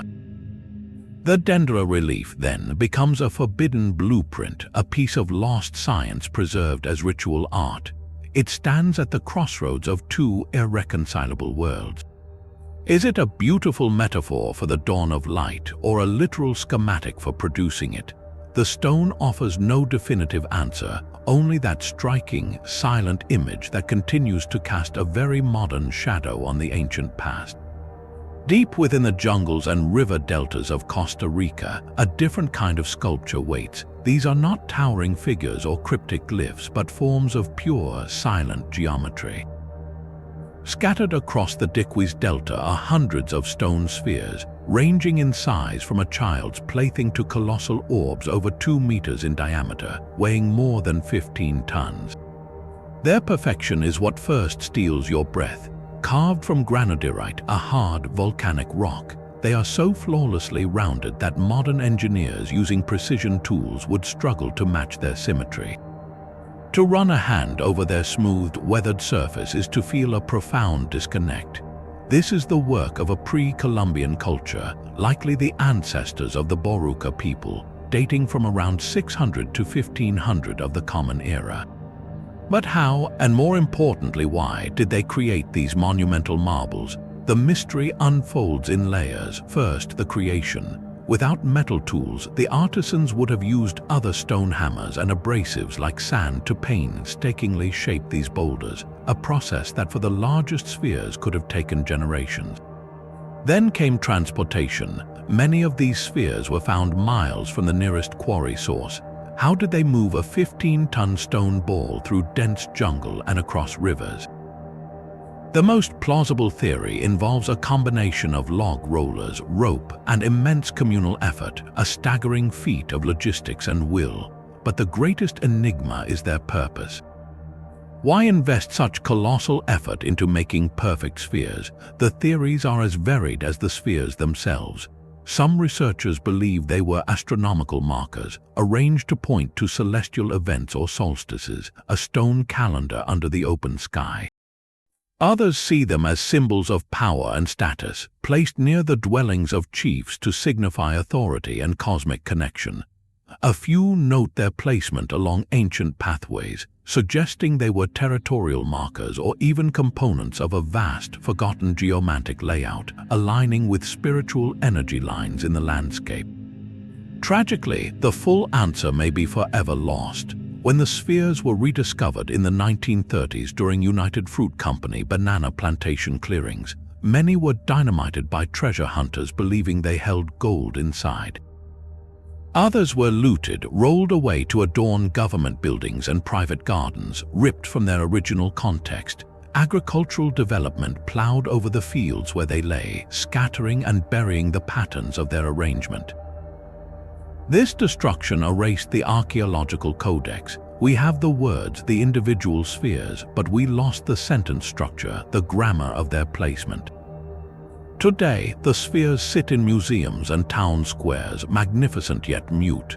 They are forbidden knowledge not because they are hidden, but because their language has been shattered. We can admire their form, but we are forever deaf to the conversation they were having with the land, the sky, and each other. They stand as a solemn reminder that some mysteries are not just about finding artifacts, but about preserving the sacred spaces between them. The perfect stone spheres of Costa Rica are a testament to human artistry, but deep in a South African mine, spheres of a far more ancient and alien nature were pulled from the rock. These are the Klerksdorp spheres, sometimes called the grooved spheres. They are small, rarely more than an inch or two across, and composed of a bluish metallic mineral called pyrophyllite. Their appearance is what stops you cold. Encircling the equator of many of these spheres are not one, but 2, 3, or even 4 perfectly parallel grooves etched as if by a lathe. They look for all the world like tiny ball bearings or components from some unimaginably old machine. The context of their discovery is what makes them a forbidden artifact of the highest order. They were not found in an archaeological dig, but by miners excavating the mineral pyrophyllite from deposits dated to the Precambrian era, a staggering 2.8 billion years old. To grasp that scale, this is a time before multicellular life, before dinosaurs, before even the simplest plants. The Earth was a hostile world of volcanoes and primordial seas, and the most advanced life form was a bacterial mat. The existence of these grooved spheres in such rock is a geological scream in a silent age. The mainstream scientific explanation seeks to calm that scream with the gentle voice of natural processes. Geologists propose these spheres are concretions, formed when mineral matter precipitates around a central nucleus in sedimentary rock, much like a pearl forms in an oyster. The parallel grooves, they argue, could be the result of a unique crystallization process or the impression of softer mineral layers that later eroded away, leaving the harder ridges behind. They are natural curiosities, they insist, examples of how geology can produce startlingly regular forms that only appear manufactured to the human eye, which is primed to see design. This is a compelling and rational argument. Nature is a master of mimicry, but the forbidden perspective stares at those precise, parallel grooves and feels a deep unease with such a tidy answer. Concretions are typically lumpy, irregular, or layered like onions. They do not, as a rule, produce multiple, equidistant, and perfectly circular grooves running around their entire circumference. The spheres exhibit a symmetry that feels intentional. Could they be the product of an unknown, purely geological crystalline growth pattern? Possibly. Yet, the suggestion that haunts the edges of this mystery is far more radical. What if they are exactly what they appear to be? What if 2.8 billion years ago, something or someone was fabricating precision components on a planet just beginning to stir with life? This idea is so immense it bends the mind. It implies a technological presence in an era our science declares empty of all but microbes. It suggests a civilization, perhaps not even human, that rose and fell in deep time, leaving behind only these minuscule metallic marbles as evidence of its passage. The spheres themselves offer no answers, only their perfect, grooved silence. They represent the ultimate forbidden knowledge, a whisper from the abyss of time so faint we can dismiss it as a trick of the stone, yet so persistent it forces us to question the very solitude of our planet's long, lonely childhood. Are they nature's profound coincidence, or are they the first and oldest artifacts in a cosmic archaeological record, waiting billions of years for us to find them and wonder? The grooved spheres whisper of deep time, but 7,000 years ago, in the cradle of civilization, an artist molded a figure that stares back with the eyes of another world. In the ancient soil of Mesopotamia, at sites like Eridu and archaeologists have unearthed artifacts from the Ubaid period that defy easy explanation. These are the Ubaid lizardmen, a collection of clay figurines depicting humanoid bodies with unmistakably reptilian features. Their heads are elongated, their faces dominated by large, slanted, almond-shaped eyes that lack pupils, and they possess a pronounced snout or muzzle. Their bodies are slender, often depicted with the shoulders held back in a peculiar posture. Some of the most haunting figures are of these beings holding what appear to be human infants, cradling them against their chests with a disturbing, almost clinical intimacy. The mainstream archaeological interpretation works diligently to place these figures within a known symbolic framework. Scholars propose they represent stylized human priests or deities. The elongated heads could symbolize the practice of cranial binding, a known tradition in some ancient cultures. The large eyes might denote wisdom or an otherworldly gaze, a common artistic convention for depicting gods. The lizard-like features, they suggest, could be symbolic of fertility or regeneration, connecting the figures to chthonic or earth-based deities associated with water and the life-giving mud of the Tigris and Euphrates. In this view, the infant-holding statues are simply representations of a mother goddess or protective deity, a universal theme in ancient art. They are ritual objects, components of a belief system we can only partially reconstruct. Yet, to look upon these figurines is to feel a visceral disconnect from that comfortable explanation. The features are not merely stylized, they are consistently, specifically non-human. The slitted eyes, the pronounced brow ridges, the texture of the skin suggested by the clay all point toward a deliberate representation of a reptilian form. This visual consistency across numerous figurines suggests the artists were depicting something they knew or believed they knew, not an abstract concept. The forbidden interpretation emerges from this unsettling specificity.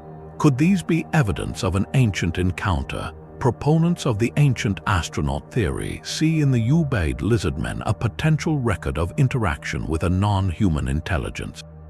The figurines in this radical view are not gods imagined but visitors recorded. The postures, the technology implied in their precise crafting for a Neolithic culture, and the haunting motif of holding human children all feed into a narrative of genetic intervention or guidance from an advanced species. This idea taps into a profound and persistent human mythos, the serpent or dragon, as a source of knowledge, from the Garden of Eden to the dragon kings of Asian lore.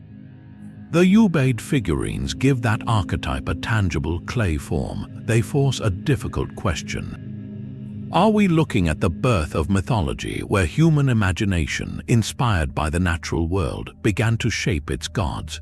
Or are we looking at a fragmented, distorted echo of a real event, a cultural memory of contact so profound it was baked into the very first icons of civilization? The figurines sit in museum cases, silent and enigmatic. They offer no inscriptions, no context beyond their graves in the sand. They are a forbidden puzzle because they challenge the origin story of human culture itself, suggesting the first faces we ever thought to worship might not have been human at all, but something infinitely stranger, watching us from the very dawn of our history. A clay figure's reptilian gaze is one thing, but a stone disc etched with the unseen machinery of life is another. In a private collection in Colombia rests a circular artifact known as the genetic disc. Carved from a single piece of lyddite, a hard black stone, it measures roughly 22 centimeters in diameter and is about a centimeter thick. Its surface is not decorated with gods or symbols of power, but with something far more intimate and confounding. Using a precision that seems to defy its supposed ancient origin, the disc is covered in intricate carvings that depict with startling clarity biological processes invisible to the naked eye. One section unmistakably shows a human fetus in the womb, curled in a classic fetal position. Another area details the formation of sperm cells with their distinct heads and long, whipping tails. Other carvings appear to illustrate cell division, showing cells at various stages of splitting, complete with the spindle fibers that pull chromosomes apart.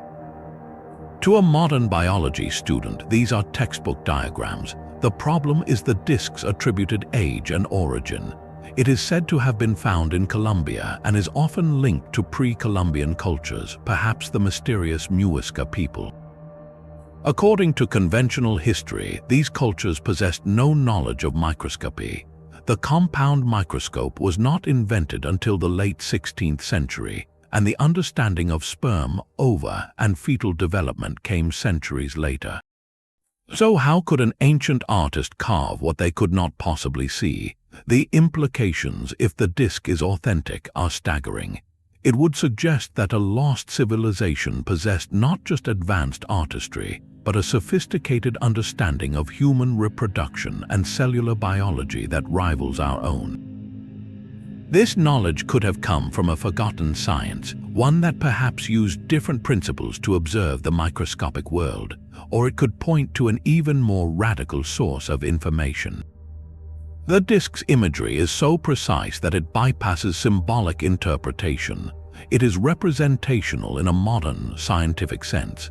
This has led some researchers to propose it as evidence of ancient advanced technology or even extraterrestrial instruction, a manual of life itself handed down to a primitive people. Mainstream archaeology, however, meets the genetic disc with profound and justified skepticism.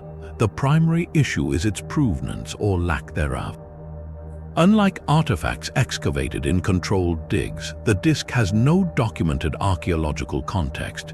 It appeared on the antiquities market, its find spot and surrounding materials unknown.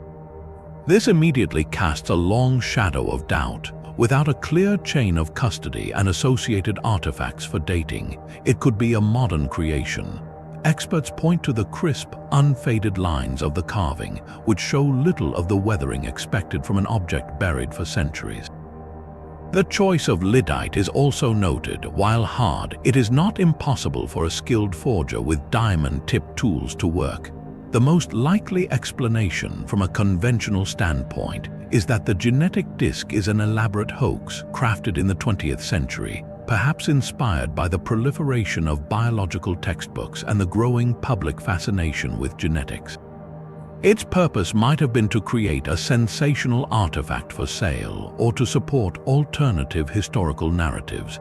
Yet, the disk's very existence, even as a potential fake, holds a forbidden power. It crystallizes a central tension in our search for the past. We are presented with an object that visually communicates a profound truth about our own origins, yet its historical truth is completely unverifiable. It forces us to confront a painful question. Do we dismiss it because it doesn't fit the established timeline, or do we allow the possibility, however remote, that our timeline is wrong? The genetic disk, whether ancient artifact or modern masterpiece of deception, serves as a perfect mirror. It reflects our own deep desire to find that our ancestors knew more than we believe, that the secrets of life were understood not in sterile labs but carved in stone under an ancient sun, waiting millennia for us to rediscover and understand the message we had lost. The precision of microscopic diagrams gives way to a monument of staggering macroscopic scale. High above the ancient Inca capital of Cusco, the fortress of Sacsayhuaman presents a spectacle of stone that defies both reason and the passage of centuries. Its most famous feature is a series of 3 zigzagging defensive walls, built from blocks so colossal they seem borrowed from the dreams of giants. Some of these limestone megaliths stand over 28 feet tall and weigh more than 120 tons.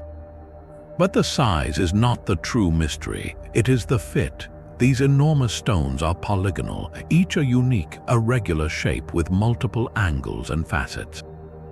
Yet they lock together like a 3-dimensional jigsaw puzzle, with seams so tight you cannot slide a piece of paper between them. No mortar was used. The joints are perfect, weathering earthquakes that have toppled Spanish cathedrals built centuries later. This is stone fitting as an act of impossible craftsmanship.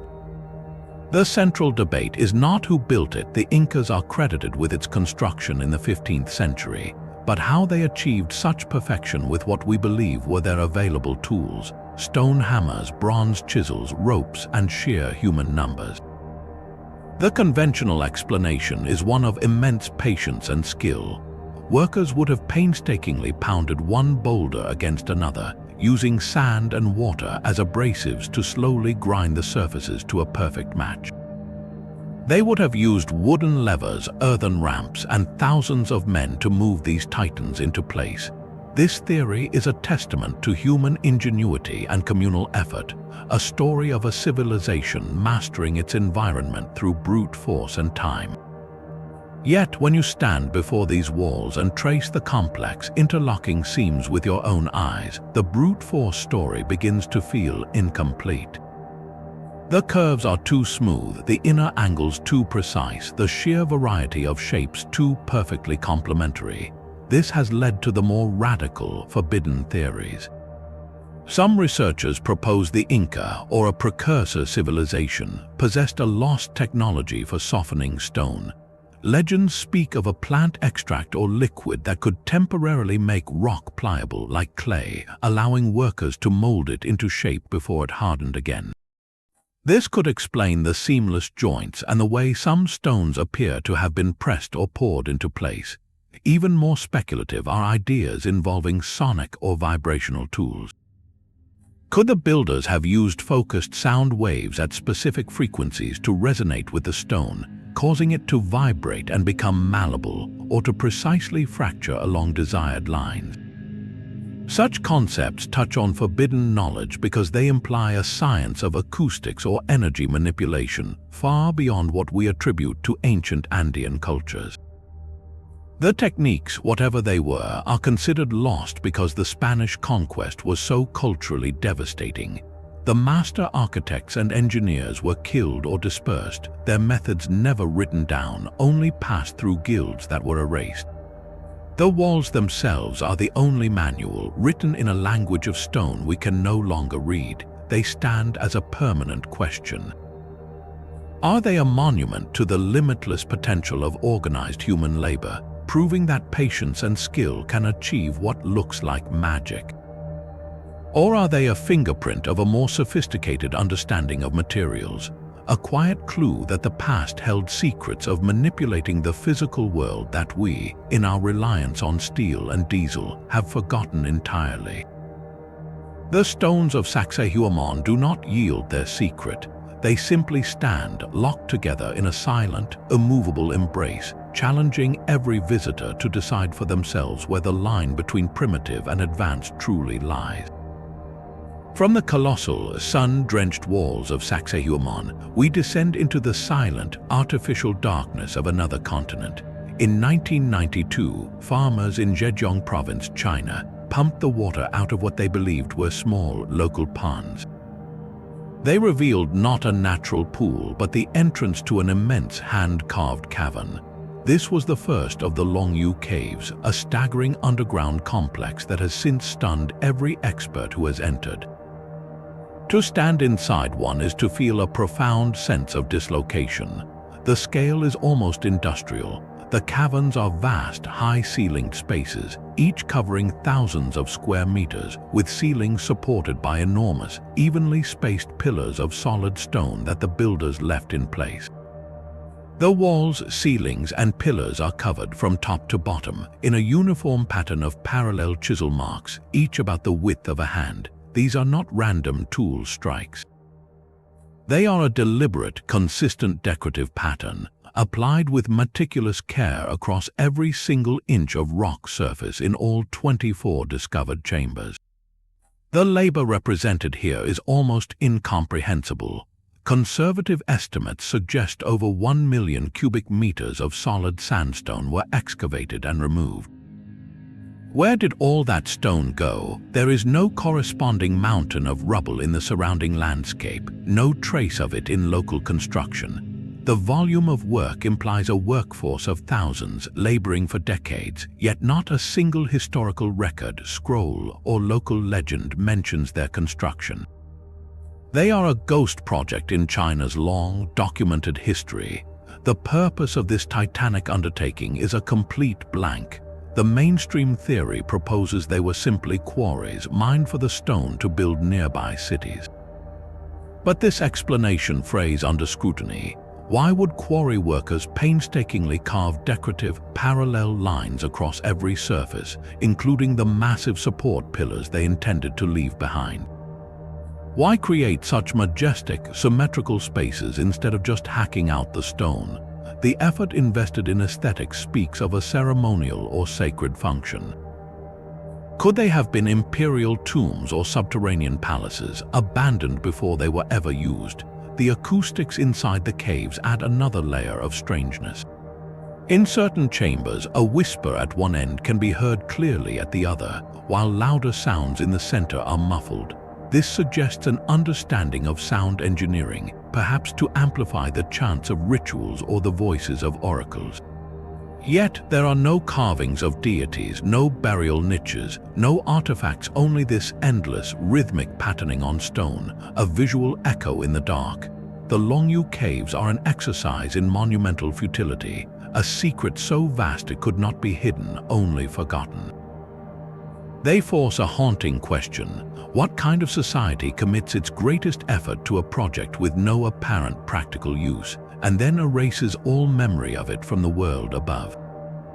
They are not a ruin, they are a hollowed-out question, waiting in the damp silence for an answer that history has refused to provide. The silent, echoing chambers of Longyu are a monument to forgotten labor, but on the windswept Bolivian Altiplano, a scattered field of stone tells a story of forgotten engineering. Puma Punku, the name means door of the puma, but what remains is less a doorway than a cataclysm in stone. The site is a sprawling jumble of colossal andesite and red sandstone blocks, many weighing over 100 tons, tossed and shattered as if by a god's fury.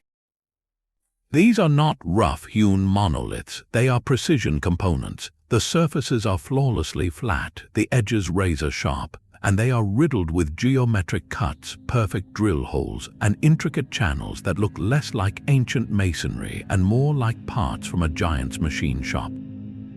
But the true signature of a lost science is found in the smallest details. On many of these shattered blocks, you can still see the empty slots. They are not random cracks. They are precisely cut, dovetail-shaped recesses designed to hold metal clamps. These were not simple bars. Known as eye-shaped clamps, they were engineered to fit perfectly into these slots, locking adjacent blocks together with a strength and flexibility that mortar could never provide. The metal itself is a profound clue. When analyzed, these clamps were found to be made from a sophisticated alloy of copper, arsenic, and nickel. This was not a simple smelted copper. The addition of arsenic and nickel significantly strengthens the metal, making it more durable and resistant to the brutal weathering of the high-altitude plain. This is advanced intentional metallurgy. The Tiwanaku culture, to whom mainstream archaeology attributes Puma Punku's construction between 500 and 600 of the Common Era, is not known for such complex alloy production on an industrial scale. Their known metalwork consists of beautiful ornamental objects, not massive structural engineering components. The precision of the stone cutting deepens the mystery. The dovetail slots are cut with such exacting angles and flat bases that they suggest the use of machine tools, or at the very least, a system of measurement and cutting so refined it appears machine. How did the builders achieve this with stone or bronze tools? The conventional explanation involves patient abrasion with sand and water, a theory that strains credulity when faced with the volume and perfection of the work. The sheer number of identical, complex cuts across hundreds of blocks implies standardized manufacturing, a concept alien to most ancient cultures. This collision of evidence has birthed a forbidden narrative in Andean archaeology. The official story holds that Puma Punku is a Tiwanaku ritual center, its incredible stonework a testament to their peak. But the forbidden theory listens to the stones themselves. It proposes that Puma Punku is far older, a relic from a pre-Tiwanaku civilization of immense technological sophistication, one that possessed knowledge of metallurgy, seismic engineering, and precision stone cutting that was later lost. The Tiwanaku people, this theory suggests, merely found the ruins and built their own structures around and atop them, inheriting a legacy they could no longer understand or replicate. The site's apocalyptic destruction, the blocks scattered like toys, lends weight to this idea. Could a cataclysm, perhaps a massive seismic event or a sudden deluge from nearby Lake Titicaca, have shattered this technological marvel, wiping its builders from history and leaving only these incomprehensible fragments for later cultures to wonder at? Puma Punku is a blueprint for a world we cannot reconstruct. Each clamp slot is a negative space, a ghost of a technology that once bound these stones into a structure of unimaginable purpose. It stands as a stark, physical rebuke to the linear story of human progress, suggesting that on this high plateau, a civilization once reached a peak of engineering, only to fall so completely that even its memory was forbidden by the passage of millennia. A perfect cube of metal should not exist in a coal bed 20 million years old. Yet in 1885, inside the Wolfsegg coal mine in Austria, workers splitting a freshly excavated block of tertiary-era coal found exactly that. The object was a heavy, 2-inch cube of solid iron, with a deep groove running around its circumference and slightly rounded edges and corners. Its surfaces were pitted and blackened, but its geometric form was undeniable. This was the Wolfsegg iron, later also called the Salzburg cube. Chemical analysis revealed its composition was not pure iron, but a hardened steel alloy containing nickel and a small amount of carbon. The shape and the groove were highly suggestive. This was not a natural nugget. It looked manufactured, a component that had been cast or forged. The coal seam it came from was dated to a period when, according to all established science, the only life on Earth was early mammals and birds. Humanity, and indeed any creature capable of metallurgy, was tens of millions of years in the future. The artifact presented a temporal paradox of the purest kind. The immediate, conventional explanation was that it must be a meteorite. Iron-nickel meteorites are common, and some can exhibit geometric shapes from atmospheric ablation or upon impact. But experts who examined the cube pointed out critical flaws in that theory. Meteoritic iron has a distinct crystalline structure known as a Widmanstetten pattern, which forms over millions of years of slow cooling in space. The Wolf's Egg cube showed no such pattern. Its nickel content was also lower than typical for iron meteorites. Most damningly, the groove around its center seemed entirely artificial, a feature with no natural parallel in any known space rock. If not a meteorite, then what? The mainstream fallback position is one of contamination. Perhaps, they argue, the cube is a piece of mining debris from a much later period, a tool fragment, a broken piece of machinery, or even a practical joke that somehow fell into a fissure and became lodged in the coal, giving the false impression it was embedded when the coal formed. This is the kitchen sink theory of archaeology, used to explain away many such anomalies. It is plausible. Mines are chaotic places and objects can drop into cracks. Yet, the original discoverers were adamant. They stated the cube was fully encased within a solid block of coal, with no signs of a secondary fissure or tunnel. The coal had formed around it. This first-hand testimony is the heart of the mystery. Do we trust the observation of those miners, or do we assume they were mistaken? The cube itself, now lost, cannot be re-examined. It represents the classic dilemma of the out-of-place artifact. Its very existence, if accepted at face value, is a quiet bomb placed under the foundation of human history. It suggests the fleeting, impossible possibility of an industrial presence in an age of primordial forests. A single, metallic whisper that the story of technology on this planet may have chapters written in epochs we have never dared to consider. A perfect metal cube in ancient coal is a silent anomaly, but a sonar image from the depths of the Baltic Sea screams with strange geometry. In the summer of 2011, a Swedish diving team named Ocean X was using side-scan sonar to search for old shipwrecks. What appeared on their screen was no sunken galleon. Resting on the seafloor, 260 feet below the surface, was a near-perfect circular object roughly 60 meters across, about the size of a jumbo jet. The sonar return was crisp and bizarre. The structure appeared to have a raised central mound, and extending from its base was a long, straight track or tail, stretching for almost 300 meters. But it was the details that ignited a firestorm. The team reported that the object's surface showed what looked like constructed features, straight lines at right angles resembling corridors, a series of steps like a staircase, and even circular protrusions that some interpreted as thrusters or a propulsion system. The shape was so unnervingly artificial that the discoverers themselves dubbed it the Baltic Sea anomaly. The mystery deepened during the dive to investigate. The team reported severe electrical malfunctions the moment they approached the object. All their satellite phones and some camera equipment suddenly died when they were directly above it, only to function again when they moved away. This interference suggested a powerful, localized electromagnetic field, something not typically associated with a natural rock formation. When divers finally reached it, they brought back samples and described a surface that was not rock, but a rough, black material resembling something between concrete and metal with strange, circular scorch marks. The mainstream scientific community was quick to offer geological explanations. Experts proposed the anomaly is most likely a glacial erratic, a massive boulder deposited by a retreating ice age glacier. The straight lines and right angles, they argue, are classic examples of glacial striations, deep scratches carved into the bedrock by moving ice. The staircase could be a natural geological formation of columnar basalt, which fractures into angular blocks. The long tail is likely a glacial moraine, a ridge of debris pushed along by the ice.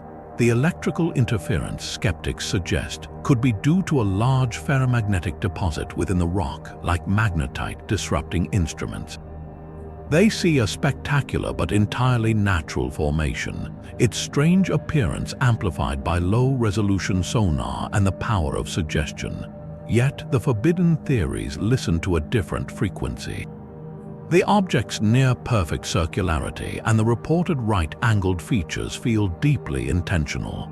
The interference field is a detail that refuses to be quietly dismissed. This has led to sensational yet persistent ideas. Could this be a crashed, unidentified submerged object, a craft from another world that plunged into the sea millennia ago, now half buried in sediment? Others connect it to legends of lost advanced civilizations, suggesting it might be the remnant of a sunken observatory or energy generator from a forgotten epoch. The most chilling theory proposes it is a secret Nazi anti-submarine device from World War II, though its size and depth make that unlikely. The true forbidden nature of the Baltic Sea anomaly lies in its unresolved status.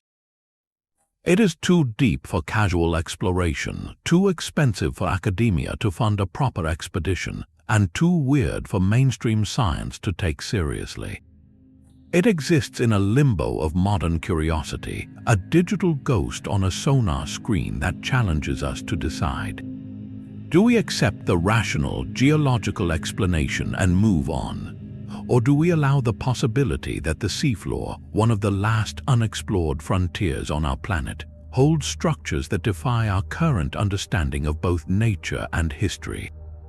It is a mystery born in the 21st century, proving that the age of forbidden discoveries is far from over. The debate over the Baltic anomaly hinges on what is natural versus manufactured, but a small, charred rock that fell from the sky presents a question that cuts even deeper. In December 2012, a fireball streaked across the skies of Sri Lanka, culminating in a meteorite impact near the ancient city of Polonnaruwa. Fragments were collected, and when a team of British and Sri Lankan scientists led by Professor Chandra Wickramasinghe analyzed them under powerful microscopes, they made an announcement that sent shockwaves through the scientific community.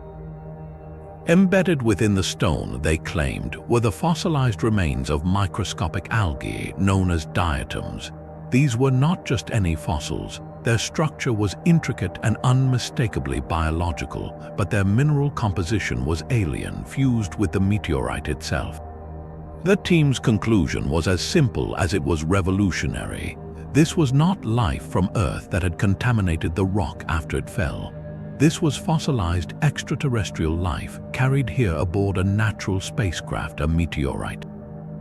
They called it direct evidence for panspermia, the ancient and controversial theory that life, or its building blocks, is distributed throughout the cosmos by comets, asteroids, and cosmic dust, seeding planets like our own.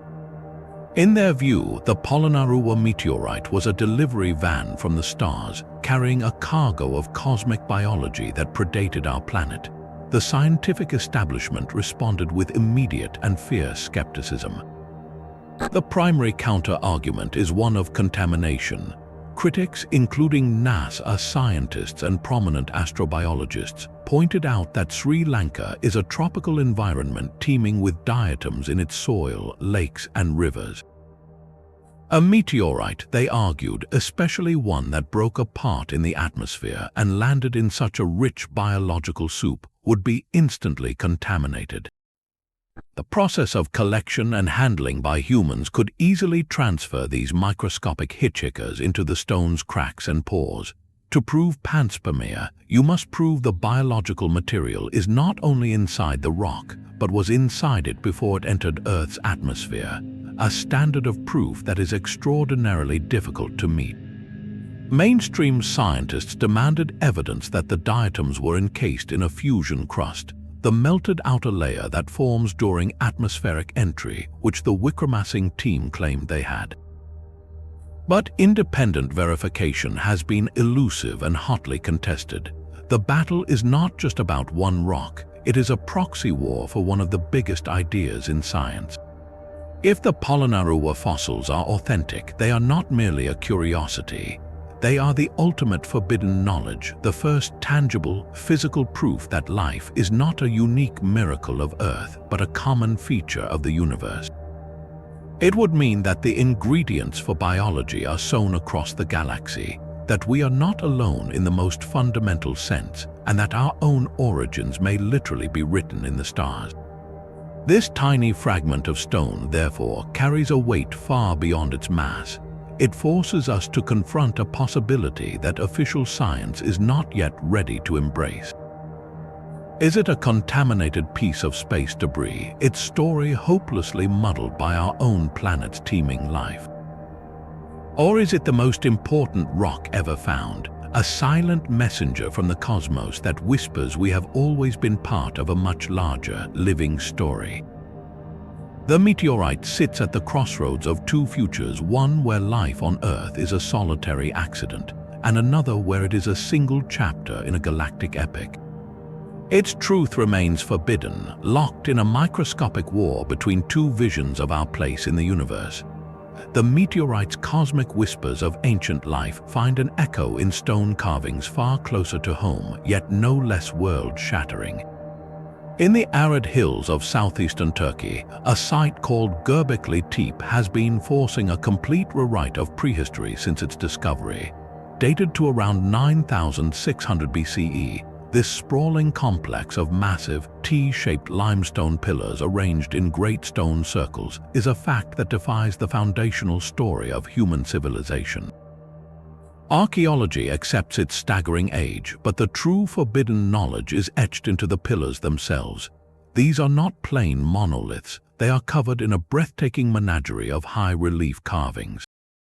We see foxes, cranes, scorpions, and boars, all rendered with an artistic sophistication that should not exist in a world of hunter-gatherers. But among these animals are creatures that had no business in that landscape even then.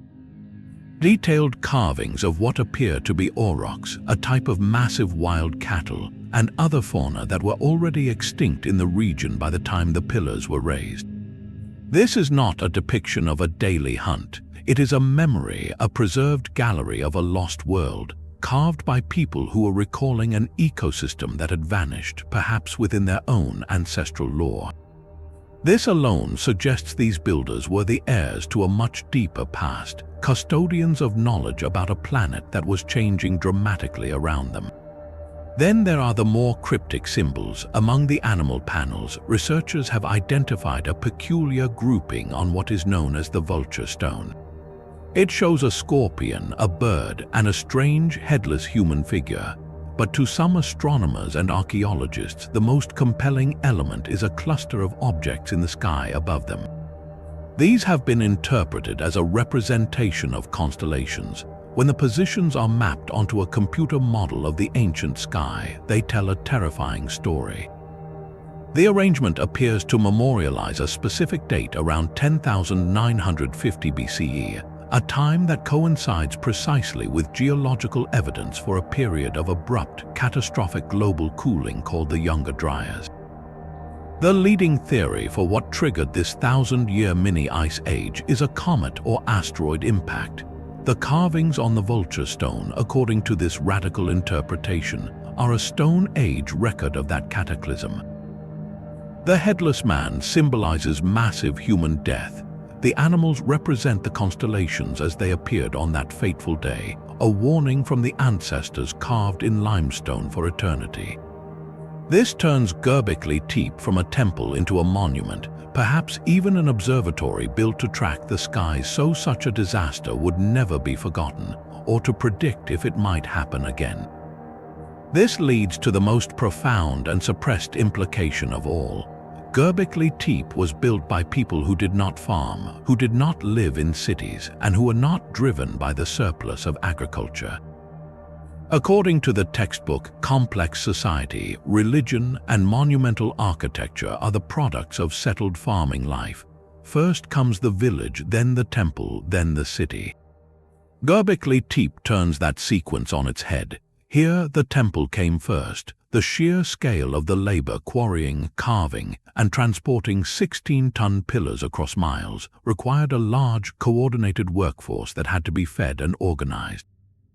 This suggests that the need to build this sacred site, this communal project of memory and cosmic fear, is what may have forced people to settle down. To sustain the builders, they began to cultivate wild grains and manage herds, inventing agriculture not as a slow accident, but as a deliberate necessity to support their grand spiritual endeavor. Religion and collective purpose, not just economics, may have birthed civilization itself. This idea is revolutionary because it replaces a materialist narrative with a spiritual and intellectual one. It suggests the first spark of civilization was not the search for bread, but the search for meaning, for answers to a traumatic cosmic event, and a desperate need to communicate with the forces that shaped their world. Why might this deeper meaning be downplayed? Because it challenges a core assumption of our own modern worldview that practical needs always drive progress. Göbekli Tepe whispers that the human mind, with its capacity for awe, terror, and symbolic thought, might be the original architect of everything that followed.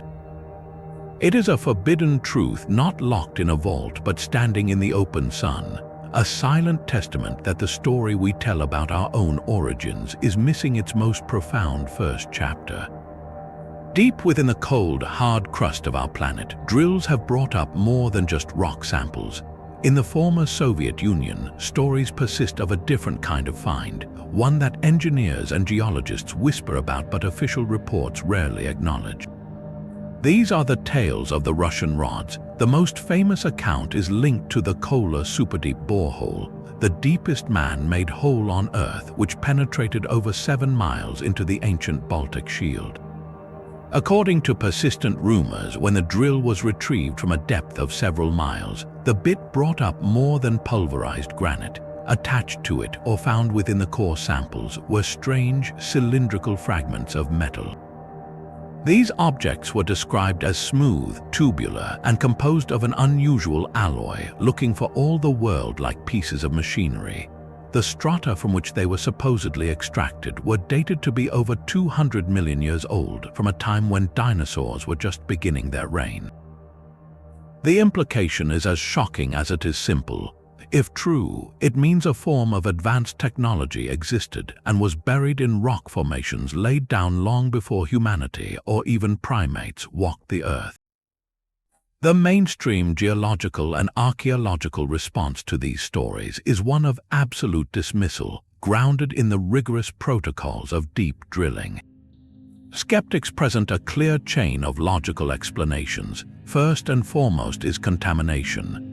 A borehole is not a clean, surgical incision. Drilling involves pumping vast amounts of fluid and metal debris into the hole to lubricate and cool the rotating bit. Fragments of the drill pipe itself, or of previous drill heads that have broken off, can become embedded in the sidewall and later be brought up in a subsequent core sample, giving the false impression they originated at that depth.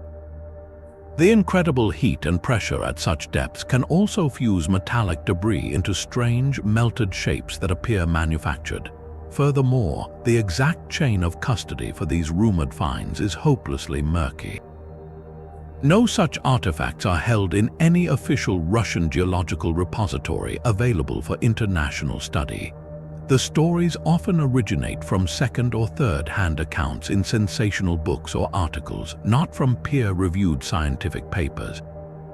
For orthodox science, the Russian rods are not evidence. They are folklore born from the noisy, messy, and sometimes mysterious process of industrial drilling, later amplified by a desire for mystery. Yet these tales cling stubbornly to the shadows of forbidden archaeology. Their power lies in their setting. The Kola borehole is not an archaeological dig. It is a feat of raw engineering, a probe into untouched primordial rock that has been sealed since the age of the dinosaurs. The idea that a drill could punch through a time capsule and bring up a piece of a forgotten world's technology is a narrative of profound resonance. It speaks to a hidden history not buried under sands or jungles, but locked away beneath our feet in the very bedrock of the planet. The rods represent the ultimate out-of-place artifact because they come from a place no human hand could have possibly placed them. They are either the most compelling ghost evidence of a lost industrial civilization from the deep past, or they are the perfect modern myth, born from the screech of metal on stone in the darkness of a borehole, a metallic whisper we can neither prove nor entirely silence. The search for a lost tribe of Israel did not end in ancient texts, but in the freshly turned earth of an Ohio farm. In 1860, a man named David Wyrick was digging on his property near Newark when his shovel struck something hard. He unearthed a polished black stone about 6 inches long, carved into the shape of a keystone. Its surface was covered in deeply incised characters. Wyrick, a local surveyor and amateur archaeologist, took it to a nearby Hebrew scholar. The translation was astonishing. The inscription read in archaic Hebrew script, "The Holy of Holies, the law of God, the King of the earth." This, the Newark keystone, seemed to be a religious relic of immense age, found within a prehistoric Native American burial mound. The discovery sent shockwaves through a society already captivated by the mystery of the mound builders, the unknown civilization thought to have constructed the vast earthworks of the American Midwest. Here at last was a direct link. The theory that took hold was not just archaeological, it was biblical. Proponents of the lost tribes of Israel theory seized upon the stone as definitive proof. Their belief held that the 10 tribes exiled by the Assyrians had somehow migrated across the Atlantic, becoming the mound builders, and that their descendants were the Native Americans encountered by European settlers. The keystone was their smoking gun, a priestly object left behind in the Ohio wilderness. The excitement only grew when, a few months later, Wyrick made another find. In a separate burial mound, he discovered a sandstone slab inscribed with what appeared to be the 10 Commandments, again in Hebrew characters. This Newark Decalogue stone seemed to confirm everything. A narrative fell perfectly into place. Hebrew colonists had brought their faith to the New World, built these great mounds as ceremonial centers, and then vanished, leaving only these cryptic stones as testimony. The establishment, however, was deeply skeptical from the start. Leading archaeologists and linguists of the day pointed out glaring problems. The Hebrew script on the stones was not a consistent ancient dialect, but a clumsy mixture of styles from different historical periods. The wording was awkward, the grammar suspect. Most damningly, the very context of the finds was questionable. Wyrick had discovered them alone, with no credible witnesses to their original placement in undisturbed soil. The rapid succession of the finds, each more spectacular than the last, smelled of orchestration. Within a few years, the consensus solidified. The Newark holy stones were an elaborate hoax. The likely culprit was not Wyrick himself, but a local eccentric named Reverend John W. McCarty, a man with a known fascination with the lost tribes theory and, crucially, enough knowledge of Hebrew to attempt the forgeries. The motive was ideological, not monetary. He aimed to provide physical evidence for a religious worldview that placed biblical history at the center of the American continent, thereby sanctifying the land and, not coincidentally, undermining the cultural heritage of the indigenous peoples by casting them as wayward descendants of Israelites rather than original civilizations in their own right. So why do these exposed forgeries belong in a catalogue of forbidden discoveries? Because they exemplify a darker, more common origin story for many suppressed artifacts. The Newark stones were not found and then hidden by authorities. They were created to be found, manufactured to support a pre-existing belief system. Their power was not in revealing a truth, but in confirming a desired narrative. They show us that the hunger for forbidden knowledge can be so strong it inspires the creation of false evidence, muddying the waters for genuine inquiry. These stones remain culturally significant as a stark warning. They remind us that the most seductive, forbidden discoveries are sometimes the ones we wish were true, crafted not by ancient hands, but by modern ones seeking to rewrite the past in the image of their own ideology. They stand as a testament to the fact that the vault of hidden history is not only filled with artifacts removed by authorities, but also with clever forgeries placed there by true believers, waiting for a shovel to give their invented past the weight of stone. A collection of over 30,000 clay figurines sleeps in wooden crates in a small Mexican town, and they depict a world that never should have been. In the summer of 1945, a German immigrant named Waldemar Julsrud was riding his horse along the base of El Toro Hill near Acambaro, Mexico, when he spotted something strange poking from the eroded soil. He dismounted and picked up a small, fired clay figure of a dinosaur. His curiosity ignited. He hired a local farmer to dig for more, paying for each piece brought to him. Over the next 7 years, the collection exploded. The Acambaro figures are a menagerie of the impossible. There are humans locked in struggle with, riding upon, or simply standing beside creatures with the unmistakable profiles of tyrannosaurs, brachiosaurs, pterodactyls, and stegosaurs. There are also figures of known animals like camels and elephants, alongside bizarre hybrids and monsters that seem pulled from mythology. The sheer volume is staggering, and the subject matter is a direct visual assault on our understanding of deep time. From the moment Julsrud presented his finds, the battle lines were drawn. Julsrud himself, an amateur archaeologist, was convinced he had uncovered a vast library of a lost pre-Columbian civilization, one that had witnessed the age of reptiles and recorded its memory in clay. The figures, he argued, were ancient, perhaps tens of thousands of years old. Mainstream archaeology took one look and delivered a swift verdict: hoax. The objections were immediate and, on the surface, damning.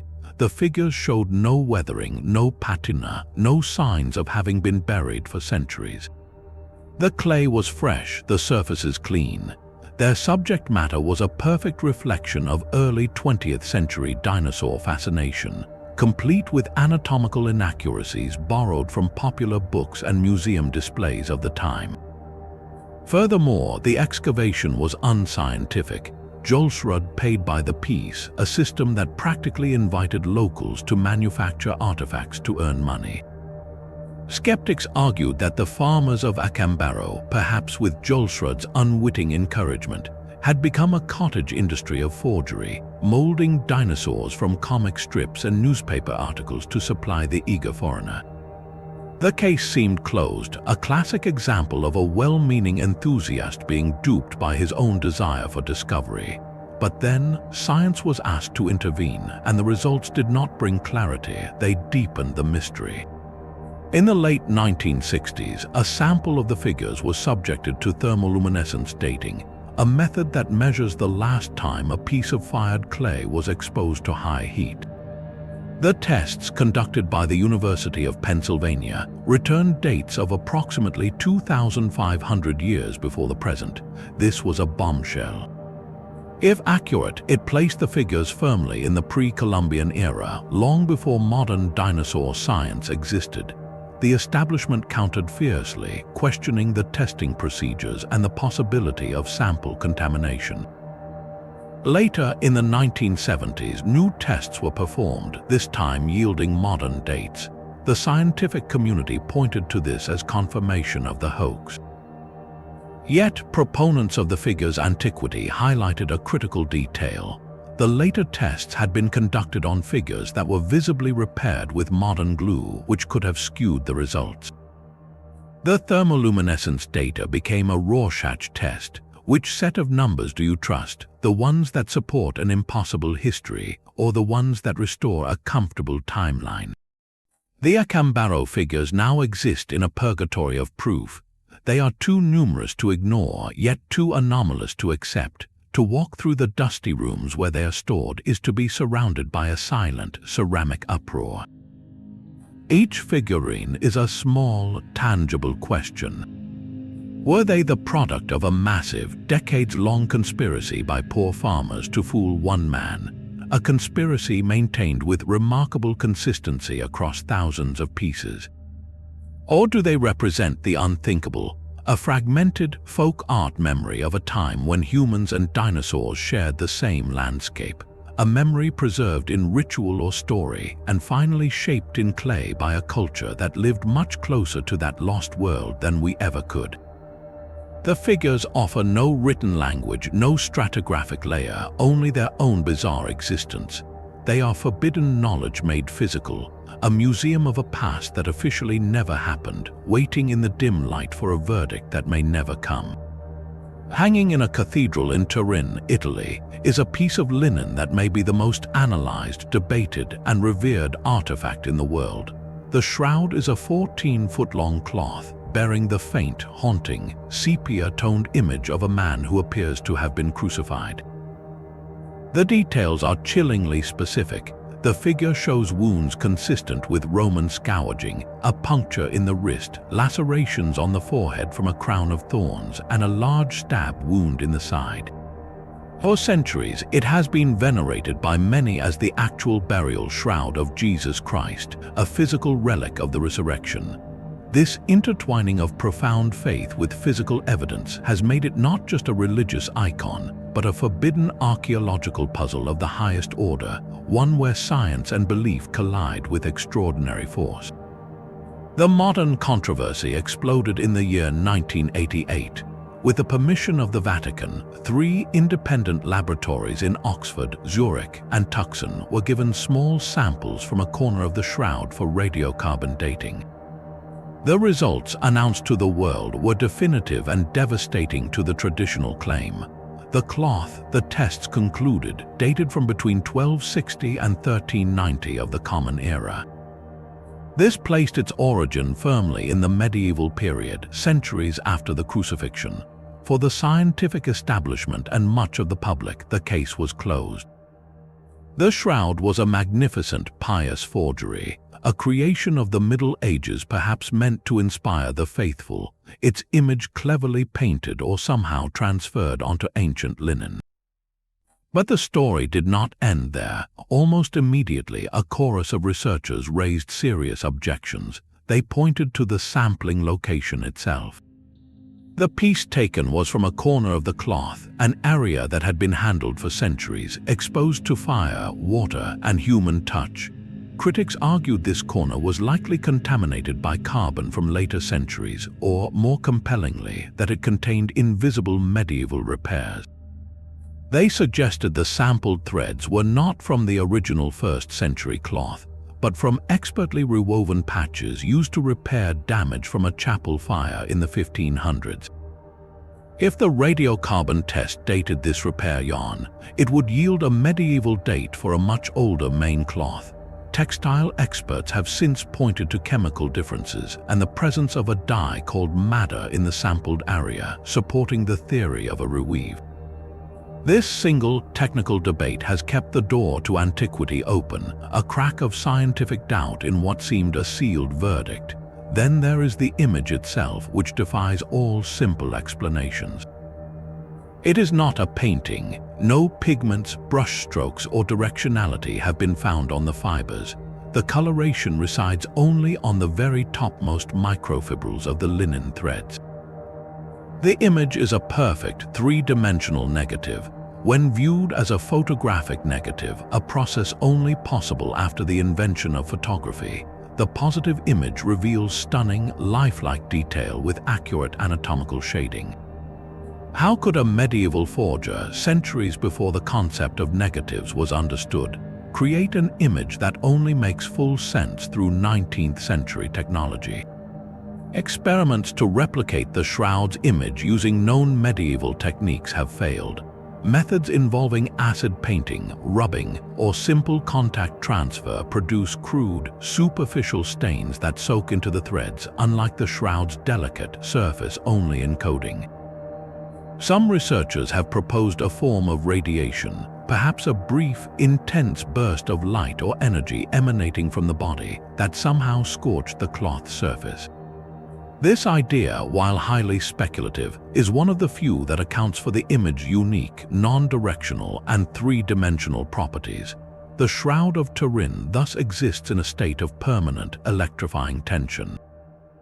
It is a nexus where faith demands a miracle and science demands a reproducible process. For believers, the unexplained nature of the image is the point, evidence of a transcendent event that left a physical trace. For skeptics, it is an unsolved but ultimately human puzzle, a testament to some lost artistic or alchemical technique. The Catholic Church itself has taken no official position on its authenticity, simply calling it an icon of Christ's suffering. This very ambiguity is what makes it a forbidden discovery. Its truth is not locked in a government vault, but in a realm beyond definitive proof. It is an artifact that challenges the boundaries of both archaeology and physics, a silent witness that asks us not just who made it, but more profoundly, how, and in doing so, quietly questions the limits of what we are willing to believe is possible in our own past. The silent giants of Easter Island did not travel alone. Crisscrossing the landscape, hidden under grass and modern roads, lies another of the island's profound secrets, a network of ancient paved paths known as the Rapa Nui roads. These are not simple dirt tracks, they are carefully constructed avenues lined with curbstones and paved with flat stones, creating a smooth surface that cuts across the rugged terrain. The most famous of these is the Ara Moe, the road that leads directly from the volcanic quarry of Rono Raraku, where the moe were carved, down toward the coastal platforms where they were erected. To stand on this road is to stand in the footsteps of the statue movers, a tangible connection to the island's most staggering achievement.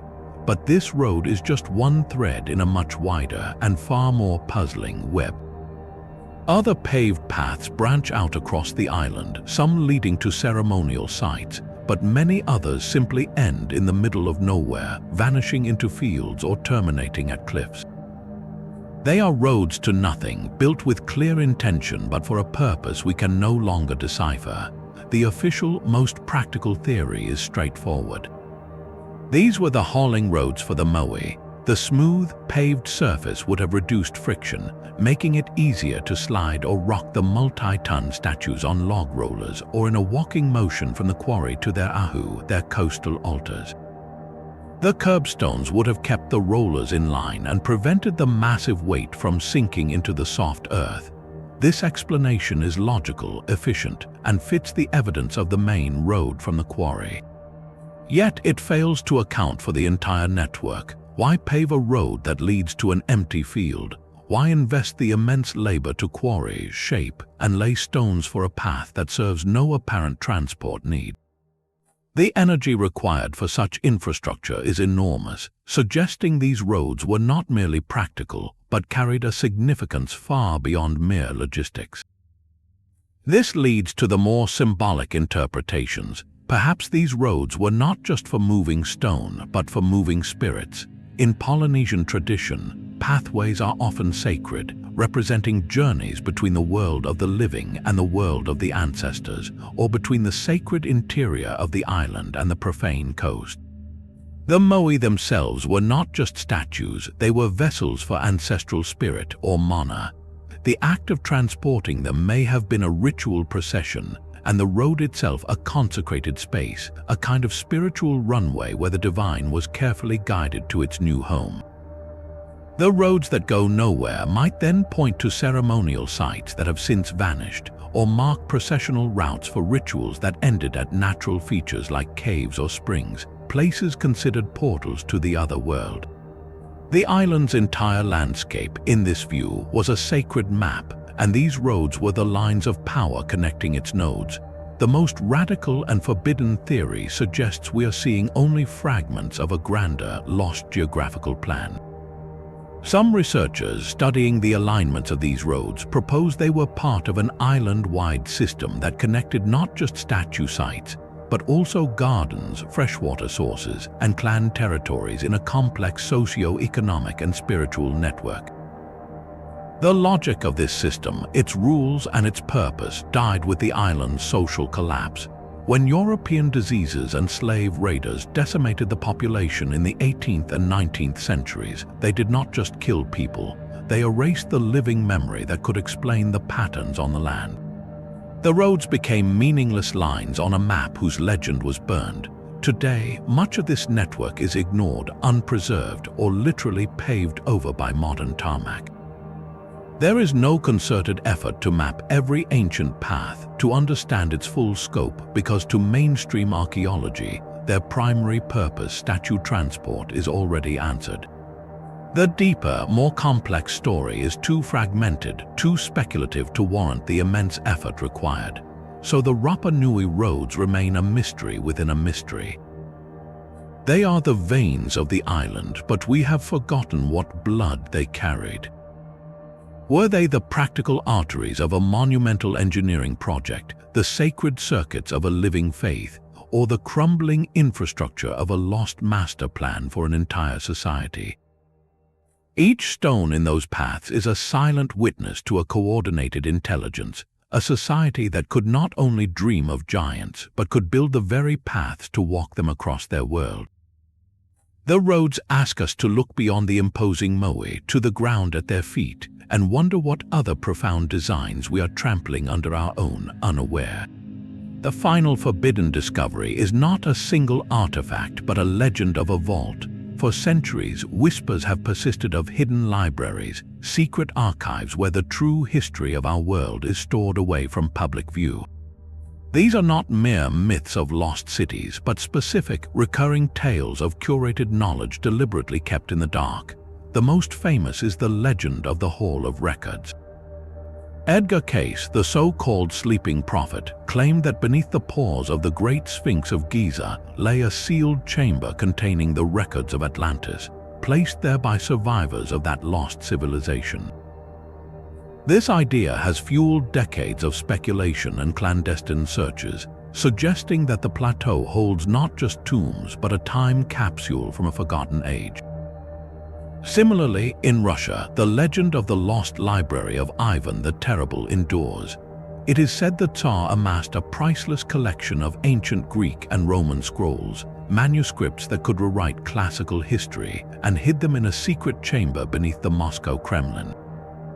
Despite modern scans and probes, no definitive entrance has been found, leaving the possibility that a treasure trove of classical knowledge sleeps beneath the modern capital.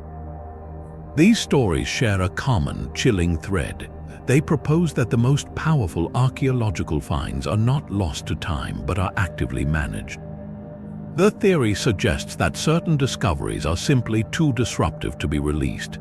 Imagine for a moment that an excavation at Giza did uncover a chamber containing crystalline data, storage devices, or texts describing a technology that renders our own primitive. Or that Ivan's library held a first-century gospel presenting a radically different narrative of early Christianity. The release of such artifacts would not just update a history textbook, it would shatter foundational pillars of religion, science, and national identity. It would create a paradigm shift so violent it could destabilize societies. This is the ultimate logic of suppression. It is not necessarily a sinister conspiracy of men in shadowy rooms, though that may play a part. It is often a quieter, more bureaucratic instinct for preservation, of order, of faith, of a stable narrative. A museum curator, faced with an object that contradicts every authenticated piece in their collection, might quietly catalogue it into obscurity.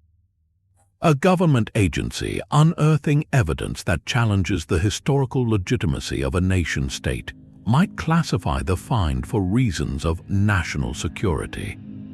The 40 discoveries we have journeyed through, from the Baghdad Battery to the Gosford Glyphs, from the Saqqara bird to the Baltic anomaly, are the scattered pieces that slipped through this filter. They are the anomalies that were found, documented, and then explained away, dismissed, or simply ignored because they did not fit the prevailing story.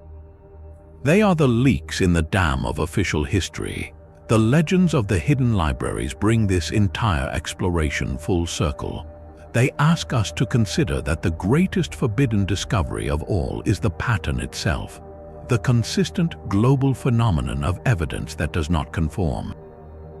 It suggests that our past is not a settled fact but a curated narrative, and that the vaults holding the alternative chapters may not be buried in desert sand or Kremlin basements, but in the locked filing cabinets and restricted archives of the very institutions we trust to tell us who we are and where we came from. The search, therefore, never truly ends. It simply changes direction from digging in the earth to questioning the story we have been told and wondering what truths remain waiting in the silence for the key to be turned. These 40 artifacts and sites form a shadow archive of human history. From the electric hum of the Baghdad Battery to the silent, geometric scream of Puma Punku, they weave a tapestry of profound questions. Each thread reveals a common pattern: technological anomalies that appear millennia too early, chronological inconsistencies that fracture our timelines, and a persistent, haunting sense that our past is a story with crucial pages missing. This journey isn't about replacing one dogma with another. It is an invitation to think critically, to hold the official narrative up to the light and examine the cracks. It asks us to cultivate a healthy skepticism, one that questions established stories without blindly accepting every alternative. The true power of these discoveries lies not in proving a specific theory, but in proving that wonder and inquiry are still essential. They remind us that history is not a closed book but an ongoing excavation. So we turn the question to you: which of these 40 forbidden discoveries resonated most deeply?